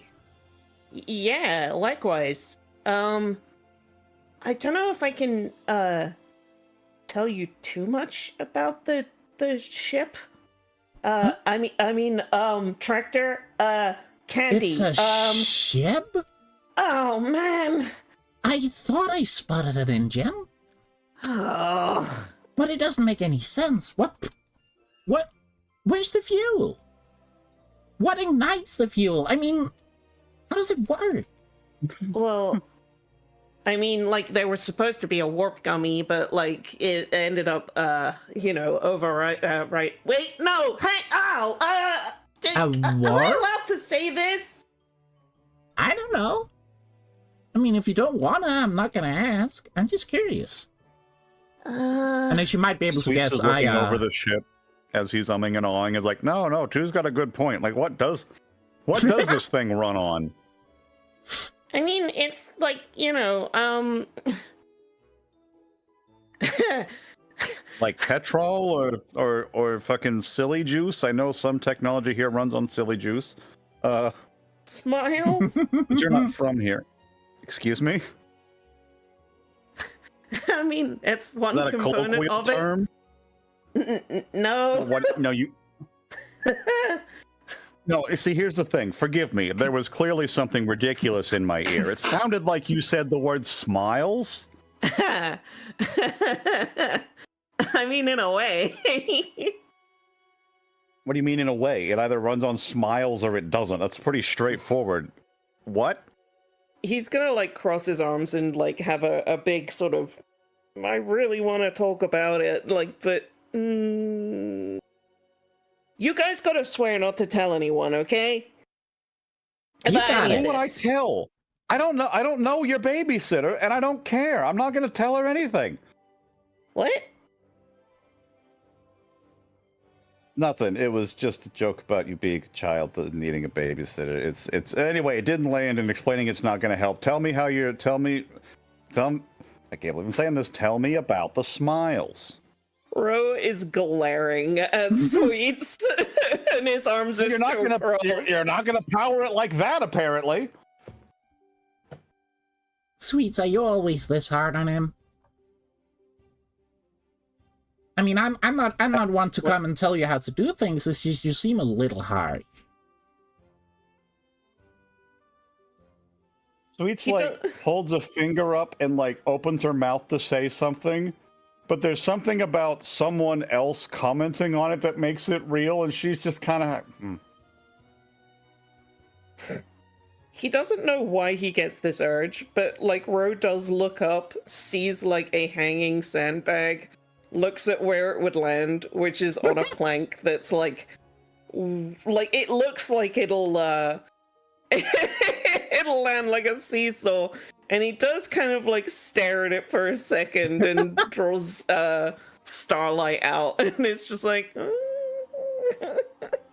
Whoa! I saw you guys fighting with those. What's that? He's seeing the toon tricks. He's beginning to tune.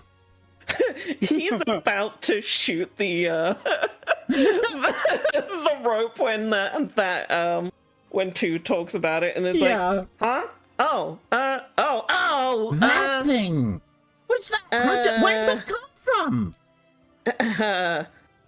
It's my weapon. It's a part of my heart. It's some kind of So is it interdimensional? Is it a pocket dimension and you have the emitter in your hand? No, but you don't have an emitter in your hand. So is it, you say your heart. Oh, is it at the heart? Okay, is it interdimensional, or is it like does it make it very, very small and then expand really quickly? Ro is looking fascinated too, and is like then looking at Starlight and is like, I've never really questioned that before. But I suppose it didn't seem to expand, and you didn't seem to pull it out from somewhere. It just kind of did it. Unless it's simultaneous expansion across the entire device. Can I look at it? I think it's just magic, pal. Well, Al sounds kind of combative. He's just taking an interest. It's not combative. Magic? If you called me pal, I'd hate it. Well, yeah, I wouldn't call you pal. Cooper's just summoning and unsummoning his Keyblade in the background. Wow! It's like, huh. What are you doing? Right? You could just keep doing that. But where's the energy come from? What do you mean? How does that work? Magic? And now Sweets can't resist it. She's doing it too. No! Where's it go? Where's it go? I don't know. How are you doing these things? How are you doing that? You're doing it effortlessly. So Ro, holds Starlight up, and then it's just like, my master explained it to me as a manifestation of your heart's fire and soul. So, I mean, I guess we're just tapping into that, and then, whenever I want to summon my Keyblade, I don't even think about it anymore. It happens. I can't even begin to understand that. That's so cool. You all just have them? Well, I mean, you gotta do a lot of training to get them, and... I bet. Yeah. And they all look different, but they're kind of the same? I mean, yours like a big old candy bar, and yours like a big old shooting star, and yours like a big old flower.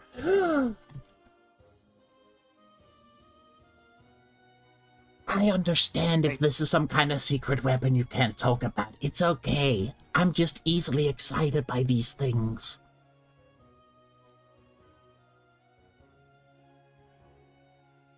I like you. Oh, I like you guys. I'm sorry I haven't introduced myself before. I've been sort of busy working, and you guys have been out, and you know how it is. Yeah. Sorry, there's a cat screaming at me. I'm a little speech jammed. Meow. Oh, but if, oh, Cake is heard! Oh my god!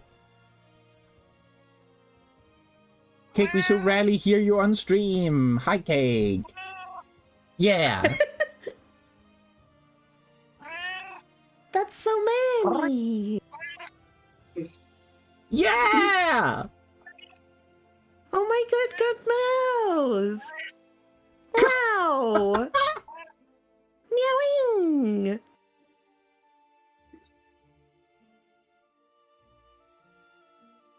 I'm going to take 2 seconds and give her her din-dins. Until I'm back, Sweets is staring at her Keyblade with fresh confusion about how the fuck these things work. Hell yeah. Yeah, that's an insistent kitty. Yep. Hey, Mog.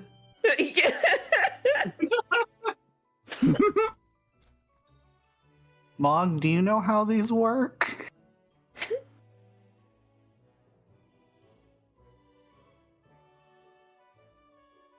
And I imagine Mog kind of just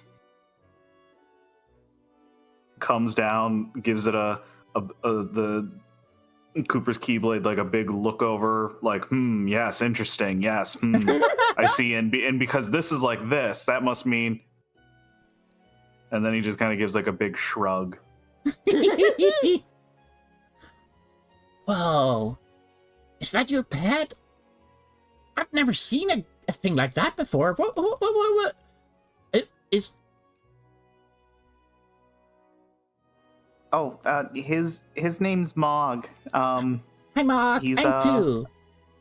And then Mog will fly over and is probably similar in size to Two, Yeah. maybe a little taller. Yeah, probably. And will Oh, you're so fluffy. he'll like shake his hand or whatever. Oh, yes, hello.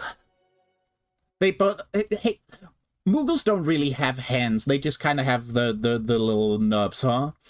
They, depending on the version, they might have like real little tiny grippers. Little paws. Like you know them monkeys that just have like little itty bitty tiny hands. Yeah.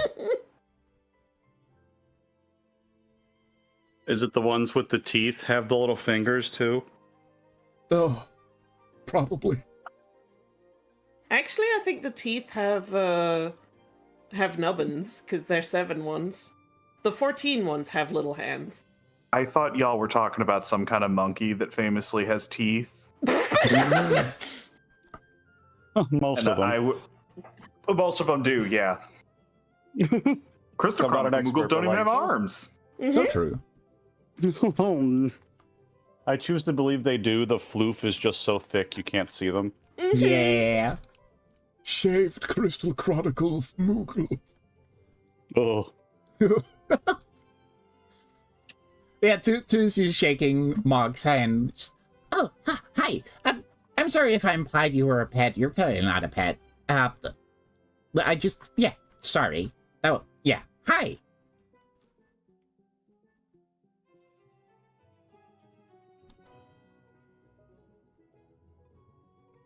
And yeah, Ro is gonna cast a quick glance to Mo- I said Kupo, I think Discord ate it. Aw. Oh, Discord ate the Kupo. Popo. Kupo. He Kupo. just said Kupo. Fen has to talk down here to not get cut off.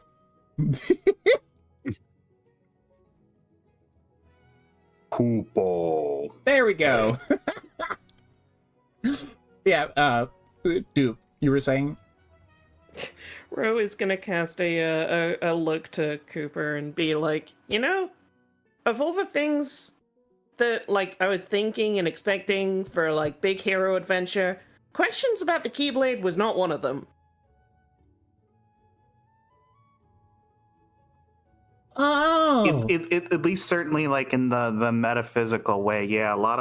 We've had questions around, can we have those? Are you gonna hit me with that? Not a whole lot of how it works.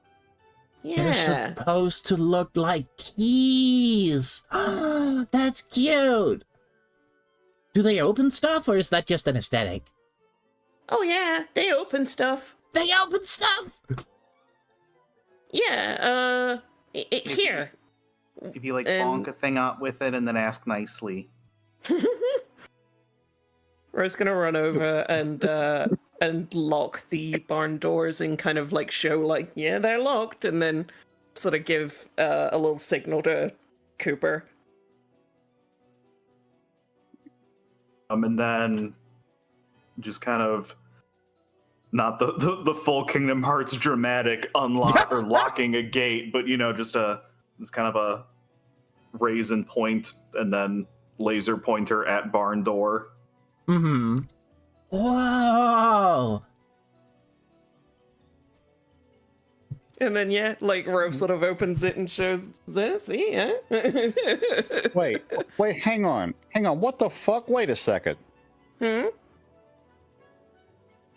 Why do yours have the fucking chain thing on them and mine doesn't? Wait. Thing. Wait. Yeah. Oh yeah. You don't have a keychain. Am I supposed to? Like, Yeah. I had noticed it on yours. I just thought you put you got straps on your pants, so I don't know, you accessorized your Keyblade or whatever. But now that I see that you got one, Is it weird that I don't? Yes. Why's that? I've don't never really know. thought about it. One theory is that they represent something special, like a connection, but like the memories of that connection. But I don't know, I've never really thought about that either, huh? I just kind of took these for granted. We have them everywhere. I mean, I've seen a lot of them, you know? Sweets just rolls her eyes as soon as he's. Whoa. Do you think I could go there where there's a lot of them?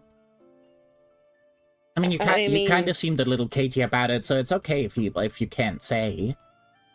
But if you can, I'd love to know. That's, I mean, maybe a conversation for another time. Like, yeah, your world seems to have some big problems to deal with first before we start thinking about maybe off-worlding. Oh yeah. The Sunken Valley has had. Oh, I mean, it seems pretty bad here. I'm kind of surprised people even live here. Wait, are you not from Sunken Valley? No. You're an off-worlder too? Yeah. I haven't met any of my other friends, but from back home. But yeah. I mean, I don't like to talk about it, but you've talked so much about it, so I will. I mean, the short version of it is that my world was destroyed.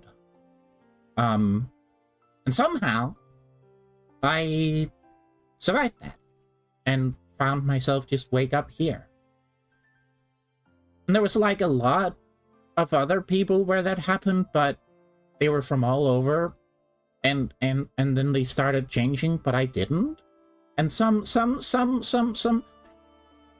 I mean, I talked to some of the medical staff, and they were like, yeah, I mean, technically you're not living, so we don't think it's gonna do anything to you. Oh, I should mention that's a weird thing to say out of context. As you might have noticed from my little body, I was created. I'm how to put this? I'm sort of a. Do you know what a homunculus is?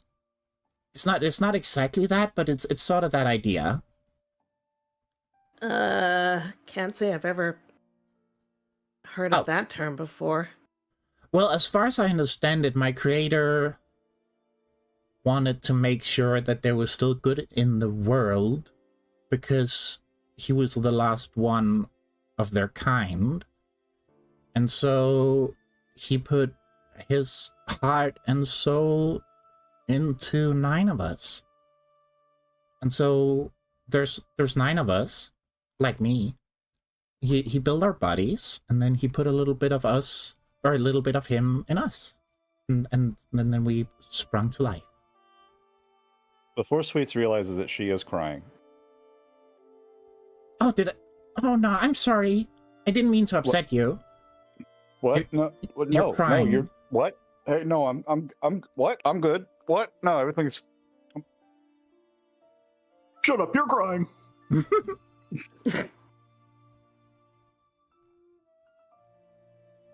Huh. Yeah, I've been here for, I think, 2 years now. I've mostly just stuck to Animal Village, although I've been able to sort of walk around in the mist. I mean, I don't tend to because there's a lot of really dangerous monsters out there. I mean, the mist doesn't do anything to me, but the monsters do. Wait, so And you've not experienced any changes or any weirdness or, silliness because of that?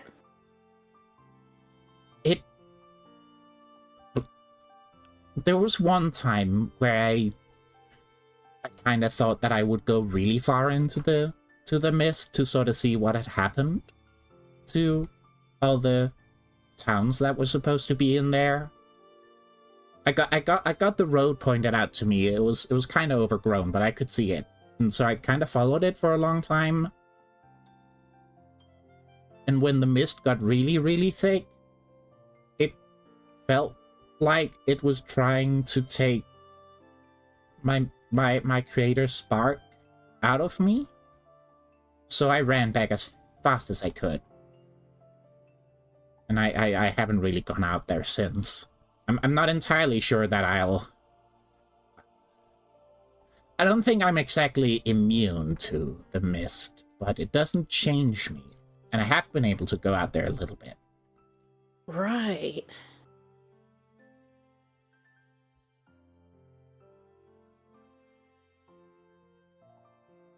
Trying to take your maker spark.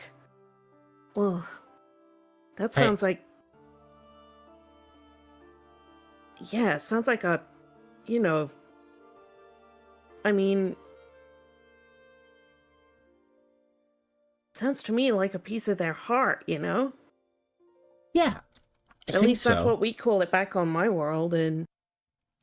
Yeah, you made a good call. You wouldn't want to have that in danger. No.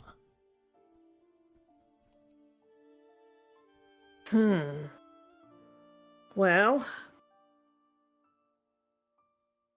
You seem really trustworthy. And yeah, I mean, it's no surprise about the whole...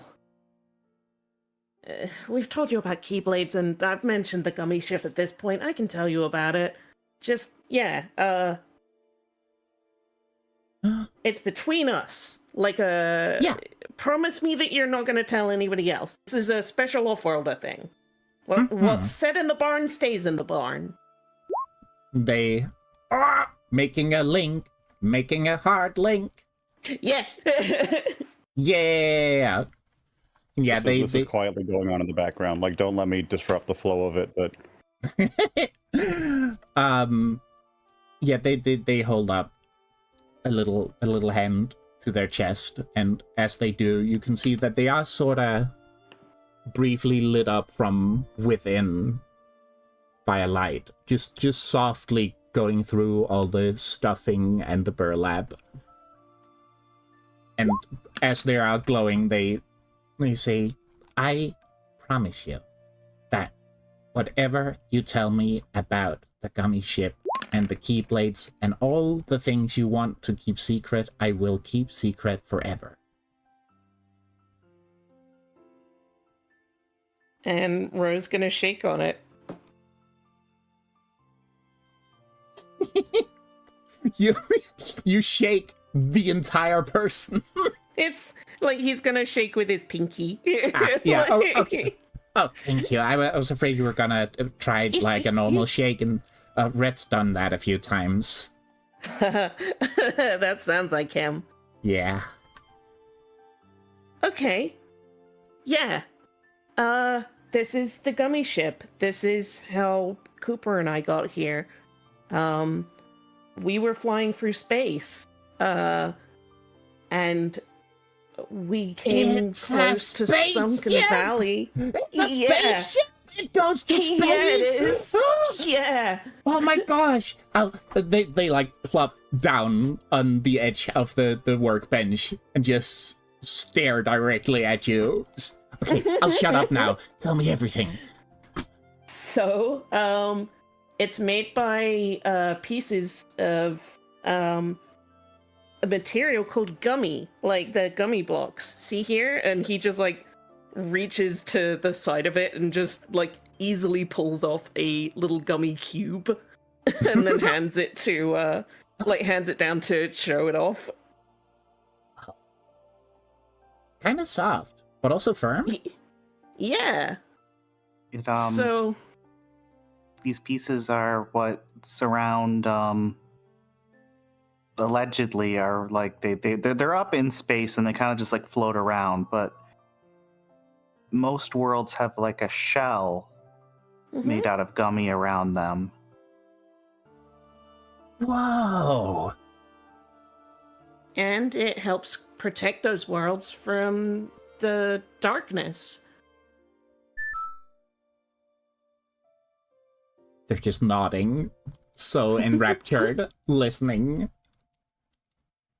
And Ro is gonna go into some, like, after a little while, he is going to go into some very technical details about, like, so then it's powered by also this and like that, and like, like go full engineer mode. Oh, And to being also a little inventor engineer, just fully follows it all, just like that, and like into and, Jay's like, so does that so that works like that, right? It's like yeah, no, exactly. Oh, you get it. Okay, so like then I can this and it's kind of like that. So Fully you're just nerding gonna quietly out. excuse yourself for a cigarette as this happens.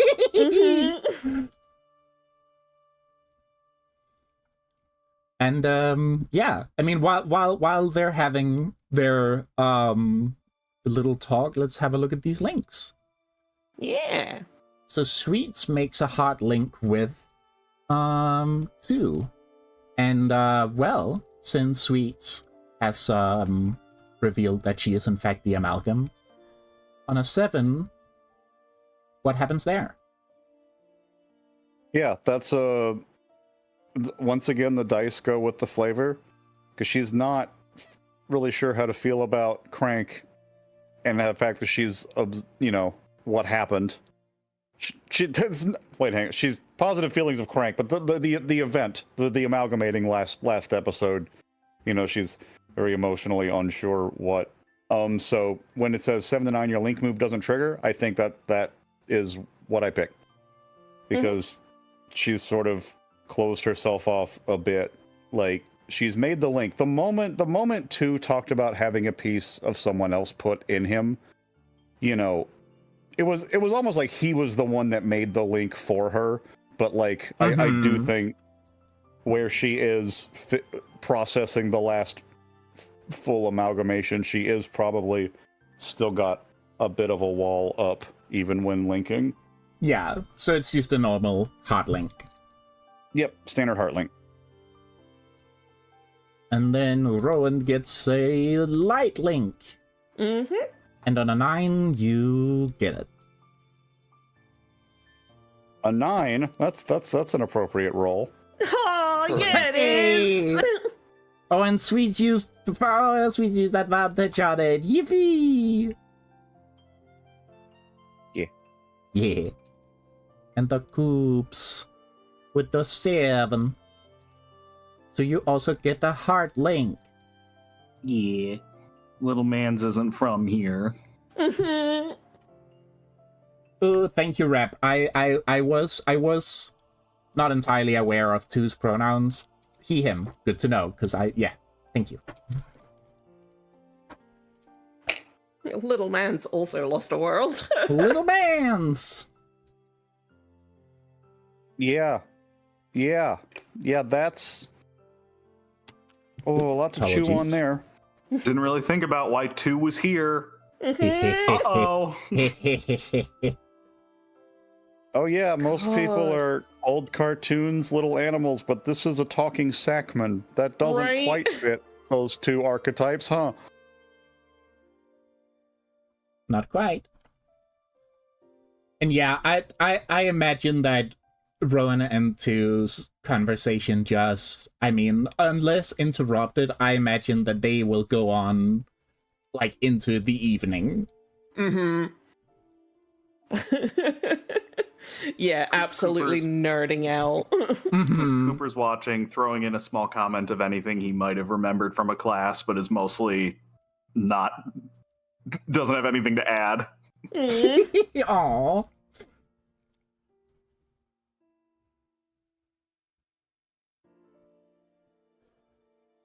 And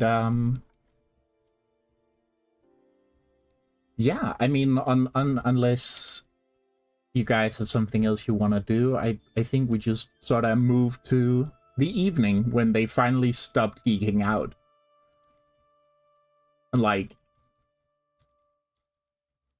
everybody's, I mean, Sweets and Koopa probably, but do Sweets get hungry?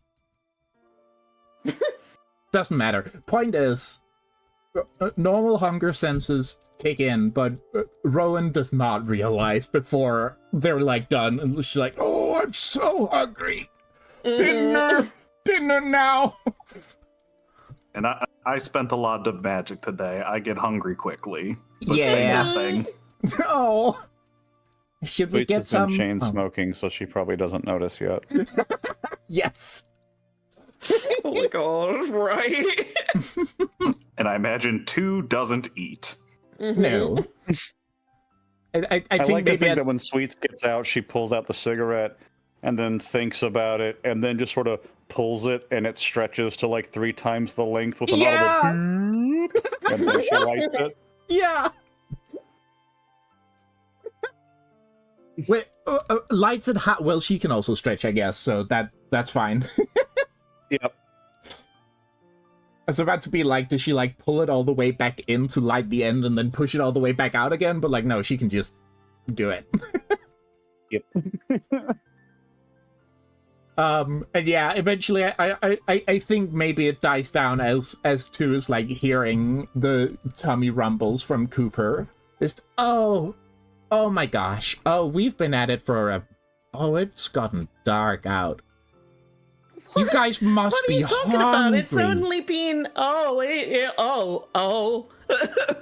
Oh dear, I didn't mean to just steal your friend's attention like that. It was just you Don't worry about it. you go do the things you need to do, and yeah, I'll be here working on my things. Yeah. Yeah, And not a problem.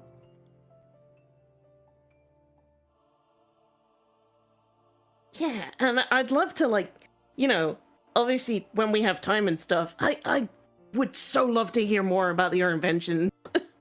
I would love to talk about it, but not now. Yeah, no, I'm gonna go make some dinner. Yeah. And why not take another ad break as our trio breaks for dinner?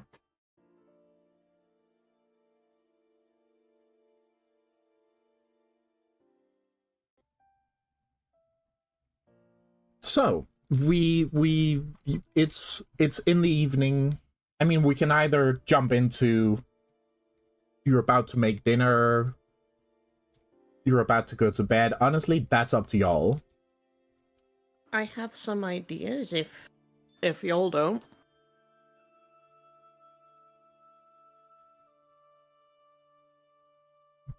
Go for it. Think I got anything? Cool. I think, like, Ro's still gonna sort of. We've started a thing now, so like it just sets up a little camp, because he wants to be under the stars right now. Especially yeah. as the evening's coming down, and yeah, he's gonna make like a nice hearty meal for the 4 of them, and like as they're eating food, I think he's just gonna be mostly quiet, and like sort of thinking as he's like looking into the bowl of food that he's made up, and then he's gonna just sort of address Cooper and Sweets and just be like, we've been through a lot, like information wise, over the past few days. How are you two holding up?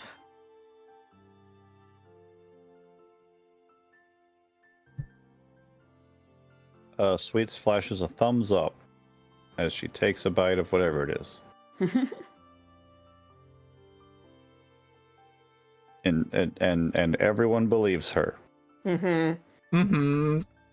He raises his eyebrow at her and is just like, yeah? Yeah, Mrs. didn't do anything before this? You're doing fine with all this adventuring?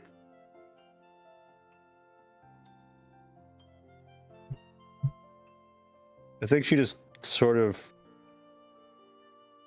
not necessarily glares, but she just sort of looks at him very evenly and coldly, and then goes back to eating. Mm-hmm.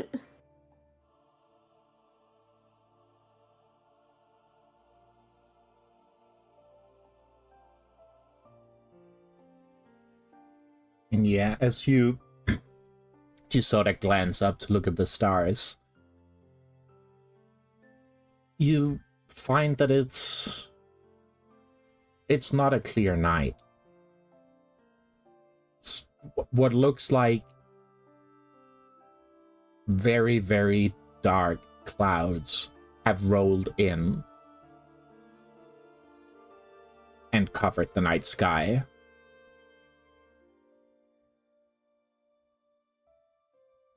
I think, like, after the food, we're still gonna, like, lean back and then just be like, oh, man. Like, as you're Well. looking at it, it might be not... Well, I mean, it's clouds in the sense that it's a cloud, but it might not be natural. It could very well be smog from the machine city that has rolled Yeah. over.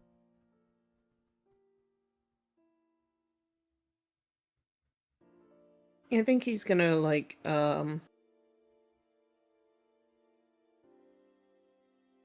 he's, like, not trying to exclude sweets this time, and is still just gonna be like, so, did you know that the stars have legends attached to them?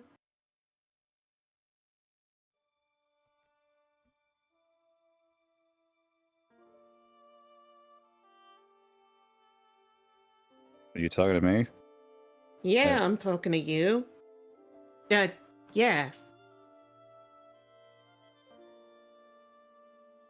No. Nope.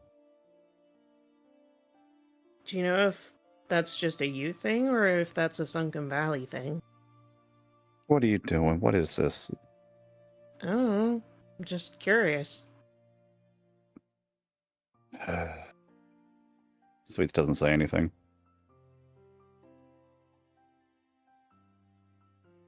Every single shining light in the starry sky is a world.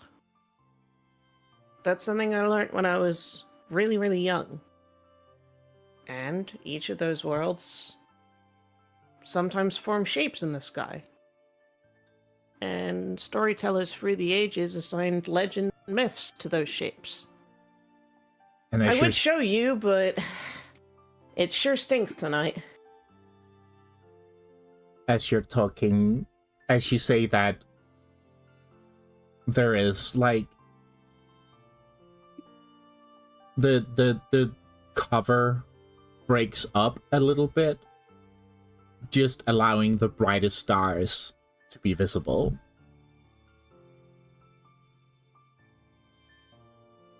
He's gonna, like, look among them and, like, because it's the brightest stars only, he's, like, the full constellation is not visible. But he's gonna sort of look and then, like, sort of think about the positioning for a sec and sit up and then grab a notepaper. And he's gonna draw out what the constellation should look like. And then sort of hold it up and then point with his other hand to the correct star. And then be like, here, you see that one? The like really, really bright shiny one.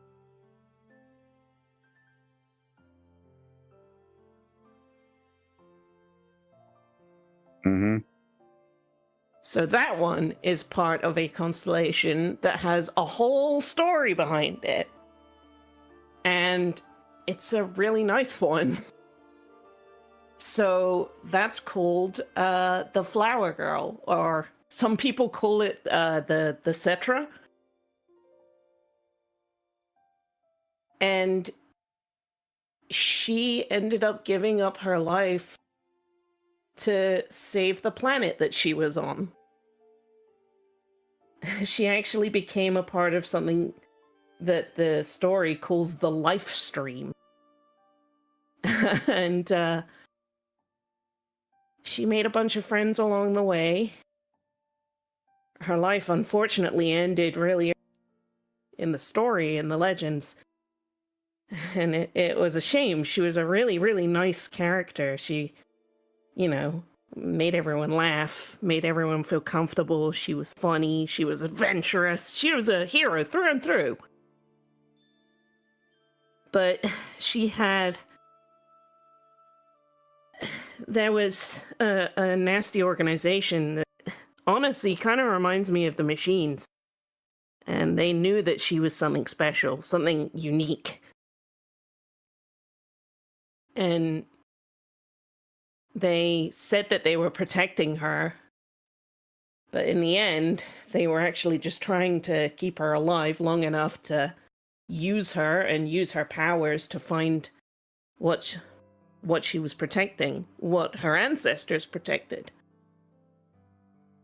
And Sweets is sort of grinding her teeth as she's listening. Like she's not saying anything, but she's visibly unhappy that she's being told this story. Mhm.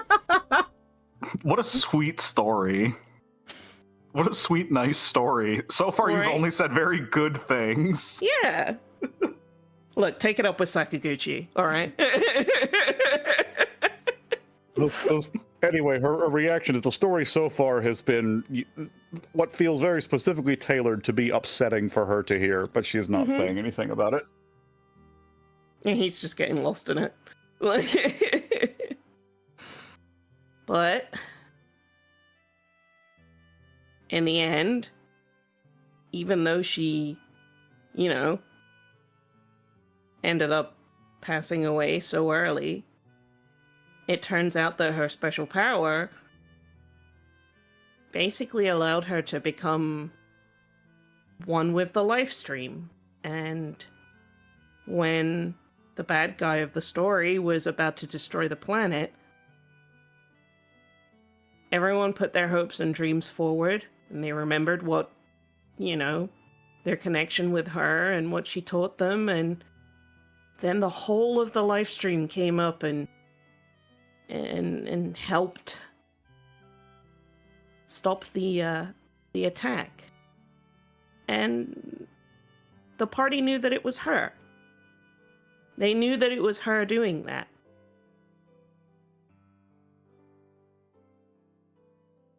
And she's been immortalized in the stars in this way. It's a story that it's painful to hear, and it's a painful one through and through, honestly. There are a lot of very sad characters in that one, but it's important to share those sorts of things, you know? And it's important to always remember those stories. Sure. And each of the different shapes is a different story to tell. Some of them are really happy, some of them are really tragic. Some of them are just kind of silly. But they're all really important.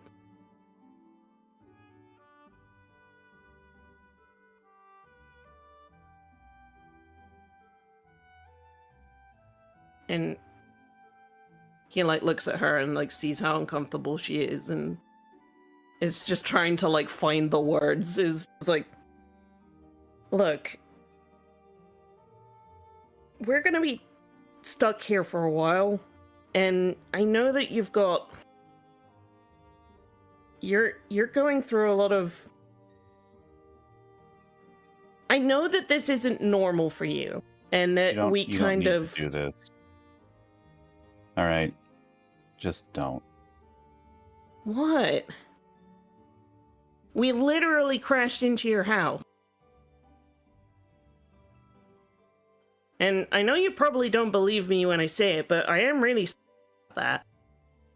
And Yeah, no, that's all well and good. I just don't know what good a fairy tale about a world that's obviously nothing fucking like this situation has anything to do with anything. Yeah, great. The world came together and there was a happy ending. Well, if you look around, that shit certainly didn't fucking happen here. So I'm trying to find out how it's... And she stops herself. it's important because these sorts of stories can inspire us to make a difference, to change the outcomes, to not accept what happened. That's why you gotta keep passing them on. That's why you gotta tell them. They get immortalized for a reason, sweets.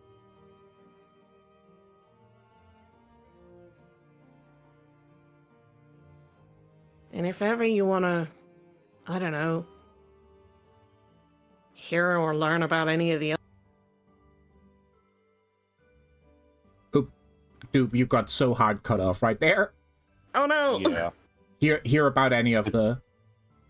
If ever you want to hear about any of the other stories, I don't mind sharing that with you. And I meant it about your house. I want to help fix it and, you know, make things right.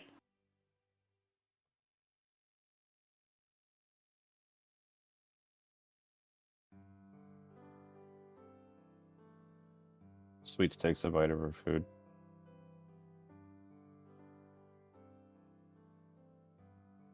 Ro, like, he feels good that he tried, but he's like also a little bit like, Yeah, Sweets is very... The load of that story has sort of pushed her into nonverbal territory. I don't think she could talk if she wanted to. She's not. It probably wasn't a good story for her to hear right now. Oh no!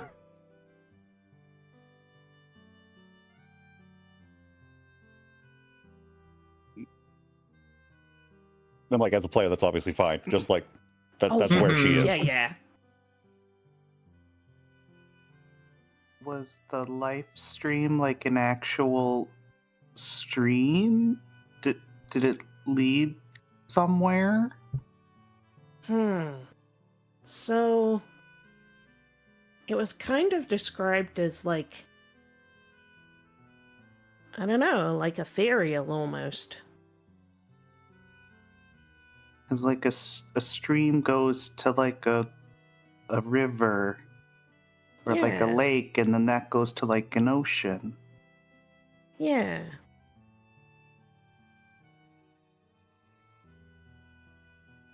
I don't know if Cooper was looking in Sweets' direction, but if her face was in view when he asked that question, she does look over at him, and it looks like she appreciates having the attention taken away from her. Oh, hell yeah.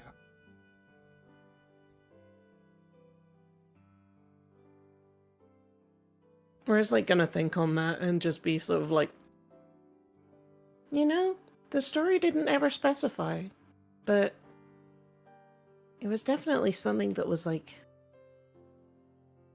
it was potent in everything. Kind of reminds me of how the Academy talks about hearts, you know? Just a different name for it. You could find it in flowers.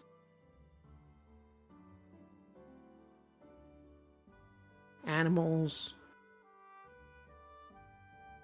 I guess even the water.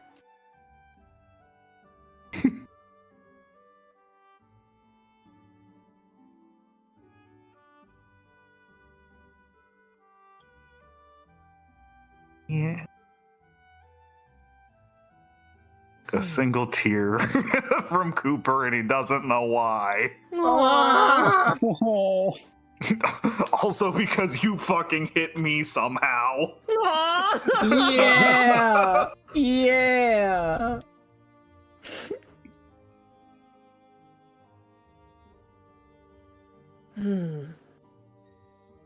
You know,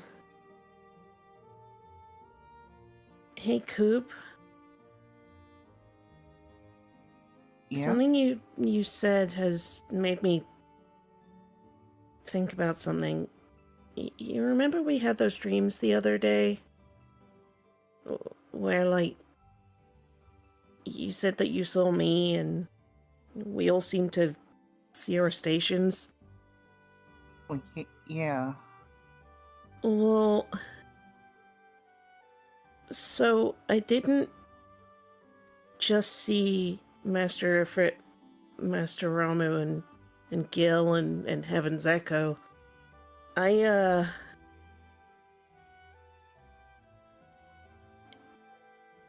Master Ramu asked me specifically what I was afraid of. And the ocean dream did something I've never seen it do before.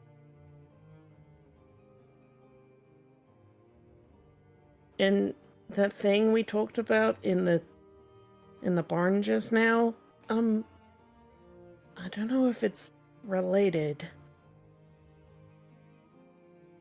But the ocean, and like, it's just a dream, so it could just be anything, but it turned into... It kind of turned into a monster. Or at least I think for a moment it looked like that. And then just a wave slapped me down into the water again, and I... You know... Then it's the same as all the other times I've had that dream. Dude, you're cutting out a little bit. No! Yeah, like every other word. No! Or like part of every other word. Part of every word. I'm furious. Like the Eat your mic. context of what you're saying has been clear enough, but yeah, it is cutting off syllables. Mm-hmm. Which... Remind me, the player, which thing did we talk about in the barn? What is related to this? Also, which monster? Is this the behemoth or is this Clover? No, not even that. He's how Coop mentioned that, like, darkness sure is a slippery slope. Oh, okay, yeah. Mm-hmm. What, And like the monster that he's referencing is the dark side, like player to player. It's the dark side that the ocean turned into. Yeah, no, okay. Remember the dark side? Yeah. No, how silly, how could I forget? Oh. Yeah, okay. Oh, I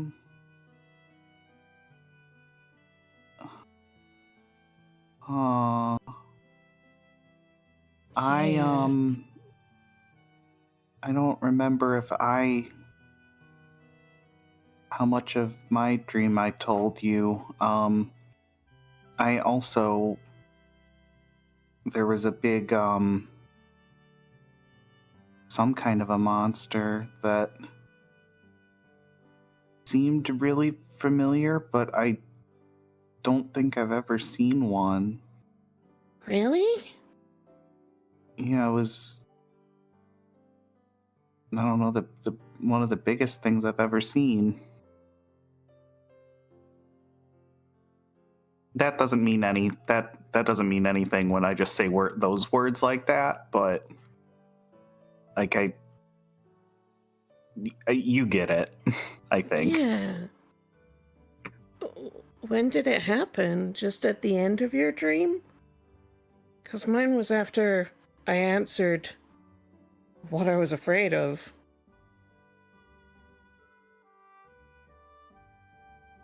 It was at the end, yeah. I think Mog asked me the questions at the beginning of my dream. Mm-hmm. But maybe he asked a couple questions. Maybe they were spread out. Wait, what questions did you get?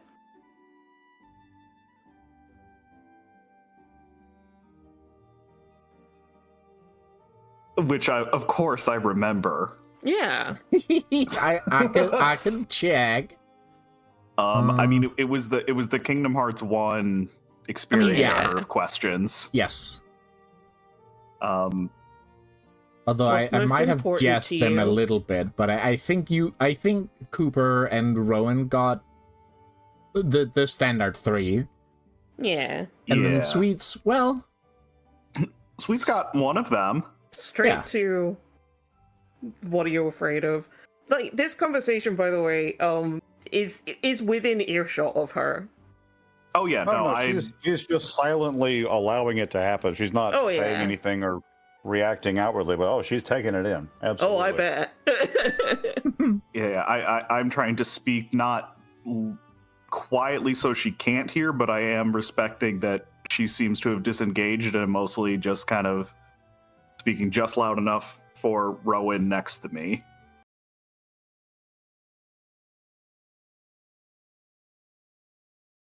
Hiya, folks. We got a little ad break here. This is going to be the last one for the night. I'm going to go ahead and run that now. And again, thank you for the raid earlier, Carolyn and Raiders. Sorry, I was a little bit slow on the uptake there. But thank you so much for stopping in if any of you are still here. Anyway, we will be right back after these ads. Make sure to use this break to take meds, look after yourself, go to the toilet if you've not already done so, refill your water, and all that good stuff. Be right back.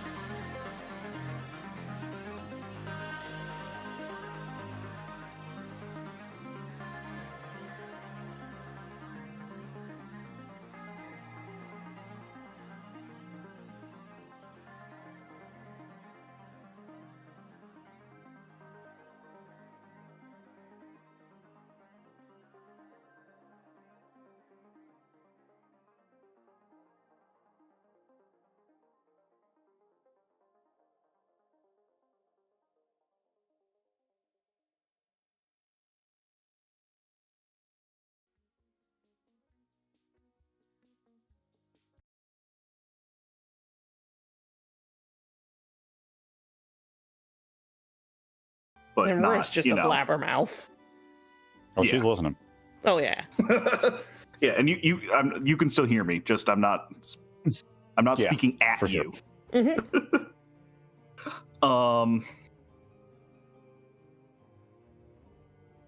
Yeah, it was those first two questions that I clearly remember. But then he did ask what I was. He also asked me too what I was afraid of. Huh. Why did we both get the same questions? Did Yeah, I got that Mog one. Immediately looks over to her. was Mog in all of your dreams? Mine wasn't Mog. Mine was Master Ifrit asking what I wanted to be. And then it was Gil asking what was most important to me. And then it was Master Ramu that asked what I was afraid of. He was really scary.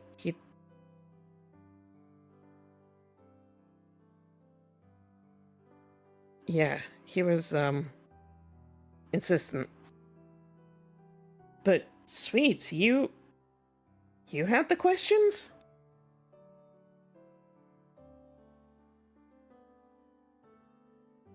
I had that one.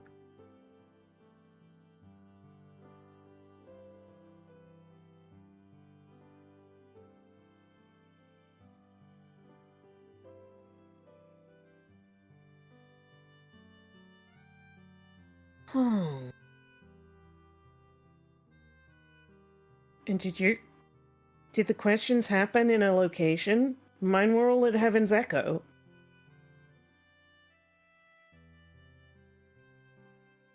Mine were kind of just in a black void with a spotlight.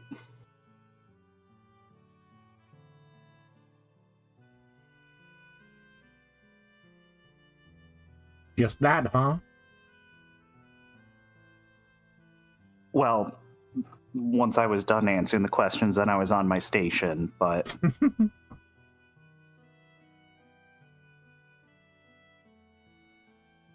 Yeah, I was on the station the whole time. She says, electing not to include any of the details of of what actually happened. Mm-hmm. I did see Cooper's station first. And when I got given a choice, this was before the questions of a sword, a shield, or a staff. And I picked the sword. And I used it like a keyblade. And then I was on my station, and then that took me to Heaven's Echo. So wait, you got the sword choice now? What? You've had that before? I mean, it's like one of my first memories, but Whoa!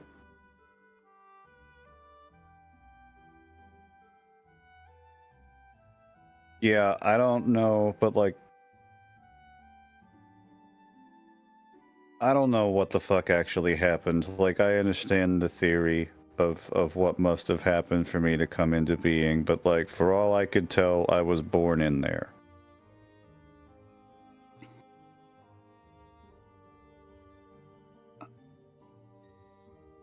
So it's been a while.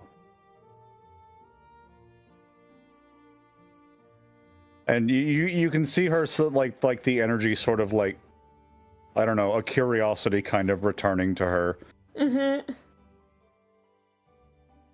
So which one did you pick? The sword. I've just always had the Keyblade.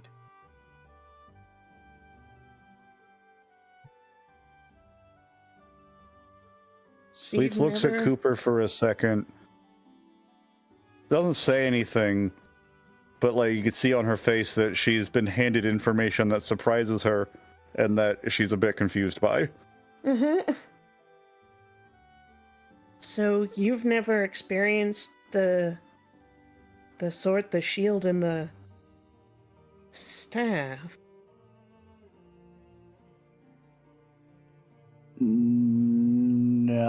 No. Well, I don't. Forgive me if I'm overstepping boundaries here. I know that you're sort of blank before a certain point. Do you think? I mean, do you think you could have gotten it like when you were a kid and you just don't remember it, or do you think you've like not had it?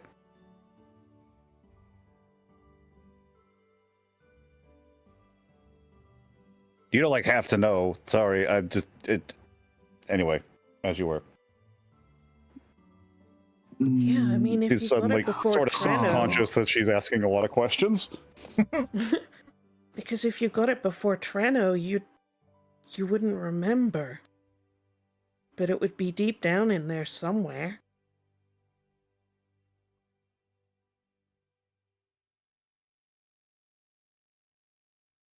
And probably, well, I guess this has come up a couple times recently, but for one of the few times you've ever seen him kind of like stumped, confused, and slightly concerned. Mm-hmm.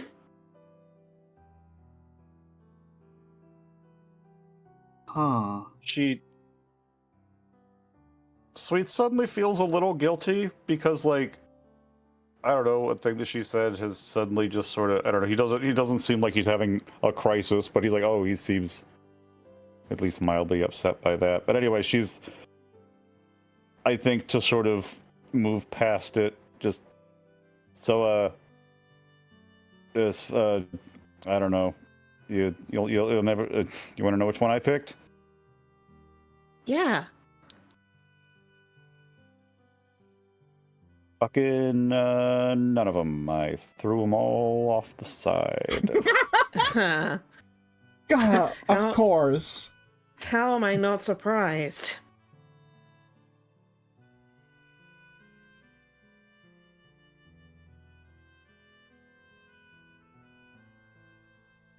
And then, yeah, and then I woke up existing and all that shit. But you know, that part's not. Anyway, Well, I mean, you're still able to wield a keyblade, and I don't think anything bad has happened to you as because you did that. So good on you for choosing to opt out, I guess. I have no idea what the sword means, though. Or why it was on Cooper Station. It was right after your hand grabbed me out from the sea. The first time, you know, I was Yeah. falling into darkness. That dark of the sea, you know, and then your hand was there, and I was on your station, and that's where I got the choice. It felt warm. And he blushes and looks away a little.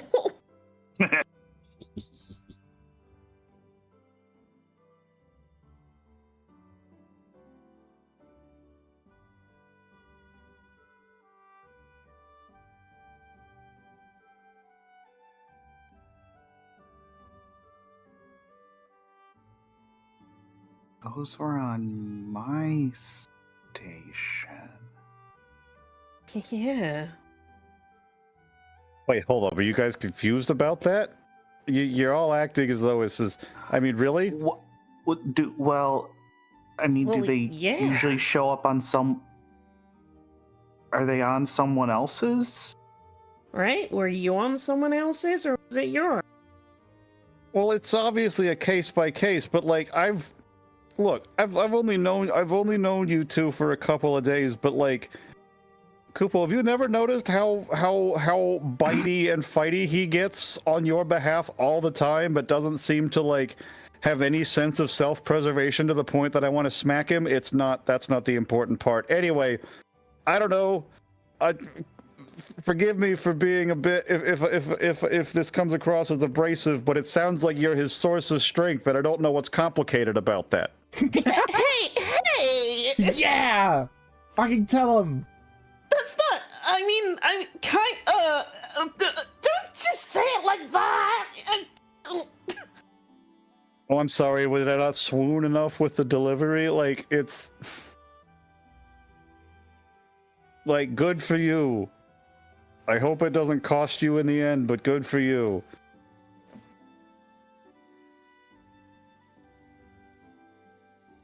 Anyway, I feel like I've committed some sort of social faux pas here and do not know how to transition out of it. So if someone else would like to talk now, Sweets would appreciate that.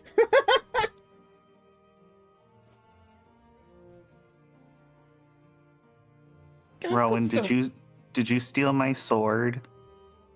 steal?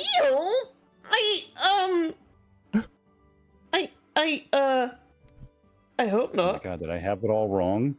Is it not that you derive your power from him? Is that you stole his power to take as your own, like some sort of parasite?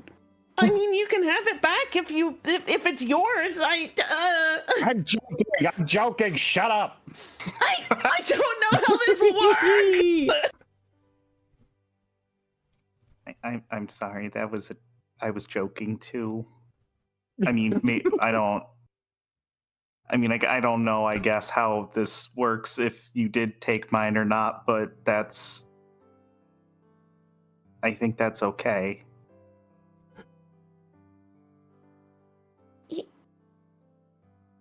Yeah. Look, I could be talking right out my twat here, but I feel like it's safe to assume that when the choice was offered, it was offered to the person it was offered to for a reason. I don't overthink it, Owen.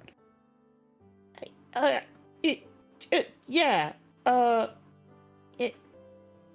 Yeah. Just gonna kind of look at his shoes.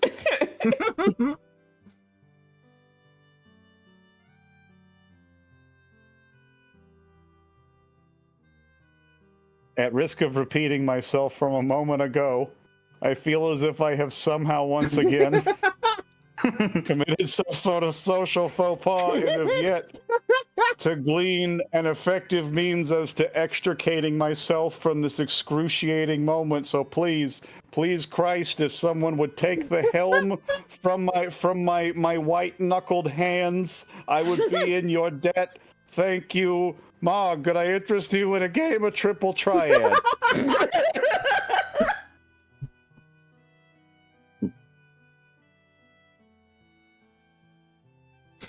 I Koopoed. I don't know if it came through. It didn't. Damn it. Hold on. Koopo! Yeah! There he is! There he is. My man. That's out of character, obviously. Excellent. That sounds great. He's got his Charizard ready and everything. Yeah. You know what? You can. I imagine that they don't go anywhere. Just start playing like right there, and Sweets just is creating a little bubble where. Yeah. No, go ahead and play your secret rare card. I think I got something figured out. I'll pull your ass this time.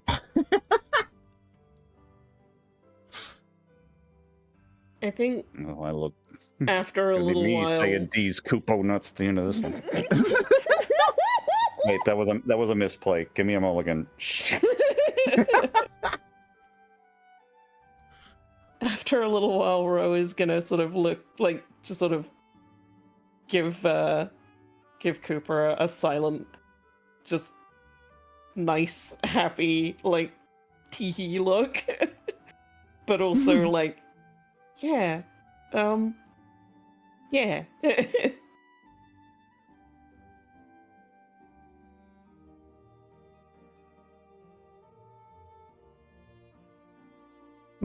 Oh, you got your cute Foogie. Mm-hmm. Yeah.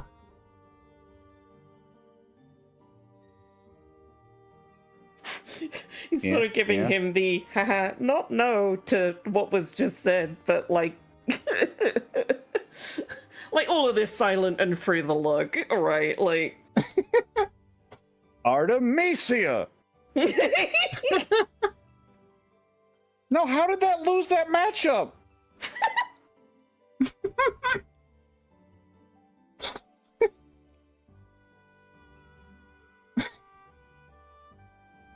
Marcus is fully flipping coins. He's got that damn Misty. Yeah. Oh no. The Charizard and the Misty in the same Yes. It can't possibly be keep flipping until you get tails. That's, oh my god, that is what it says. It's a weighted coin. deck. No, but it does have 2 heads on it. Yeah, absolutely. At some point, just, it's just, ha! Damn, it's really improbable that you got 50 heads in a row and are still going. But not impossible. But not impossible. You might be saying, oh yeah, why didn't I call it sooner? Because I wanted to beat you anyway, but kept getting.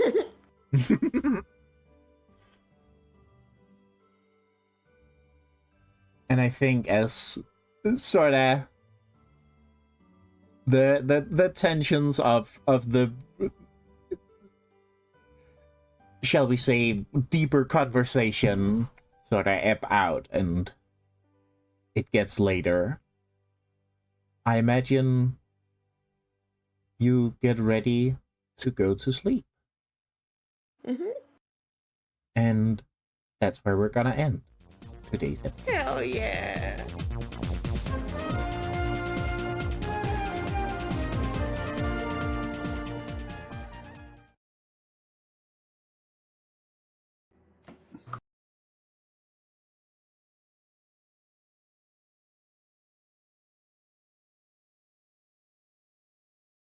Oh man. Oh man, next episode.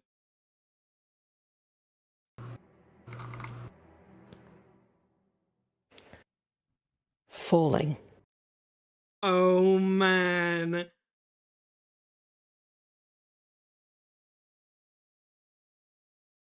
That's gonna be a fun one. That's gonna be a fun one. That's gonna be a fun one. Holy shit. Holy shit. Oh my god. Okay. Hi. It's live doop. It's live doop. Yeah, that's this sleep session.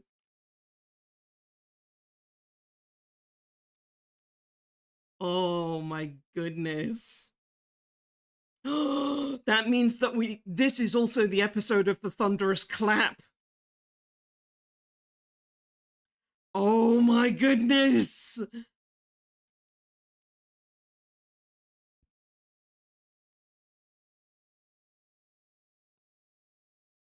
God, the temptation to keep going, but I won't.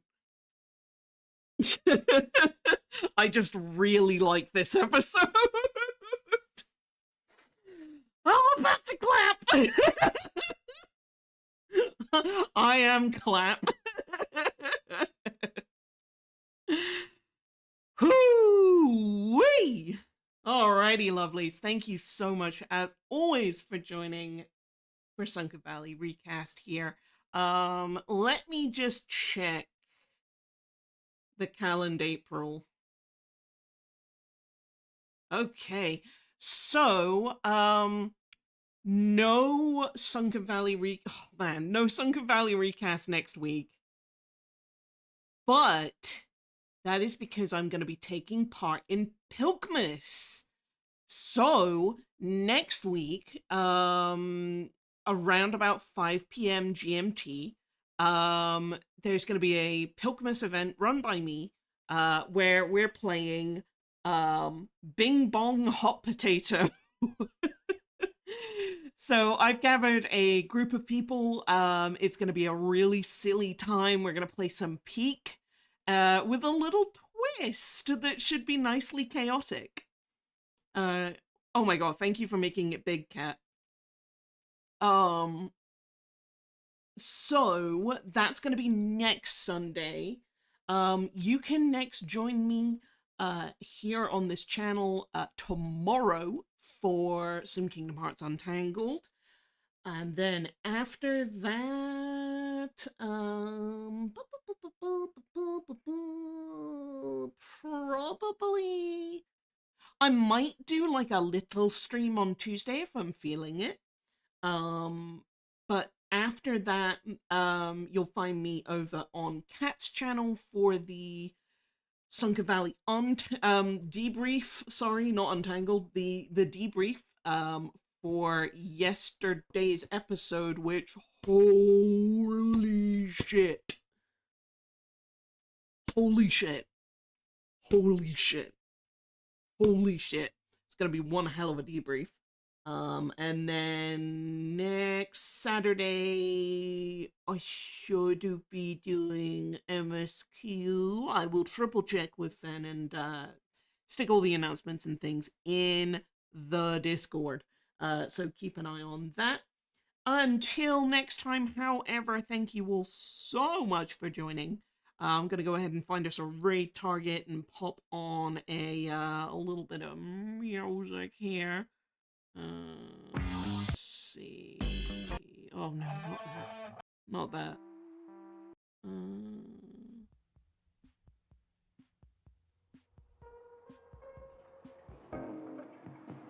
Hey, hold on.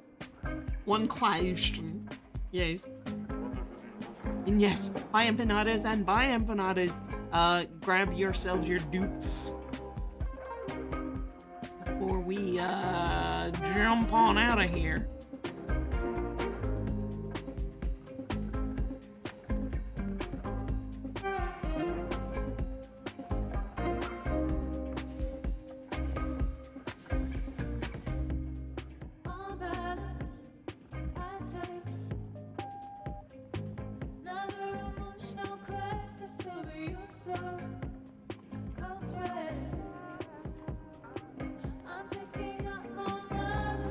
Oh, that's a good recall.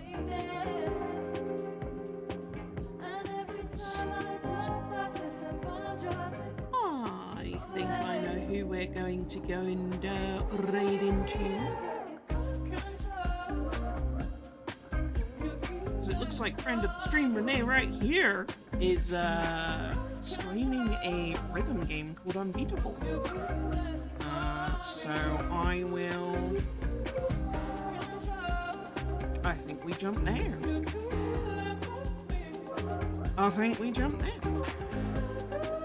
Oh, yeah. Right.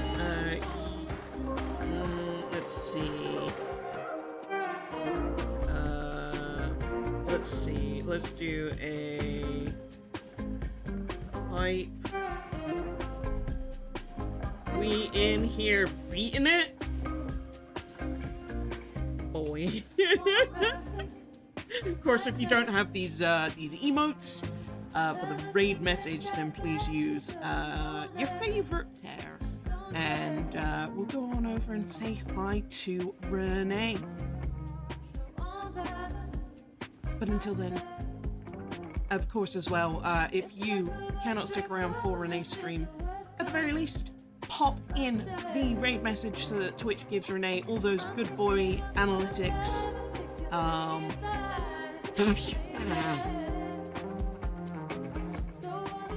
Hell yeah. And yeah, I'll see you all tomorrow for some Beebus. Good.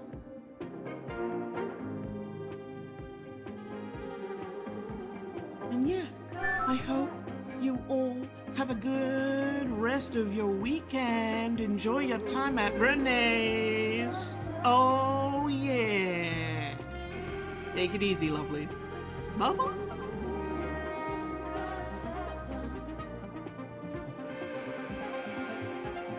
You can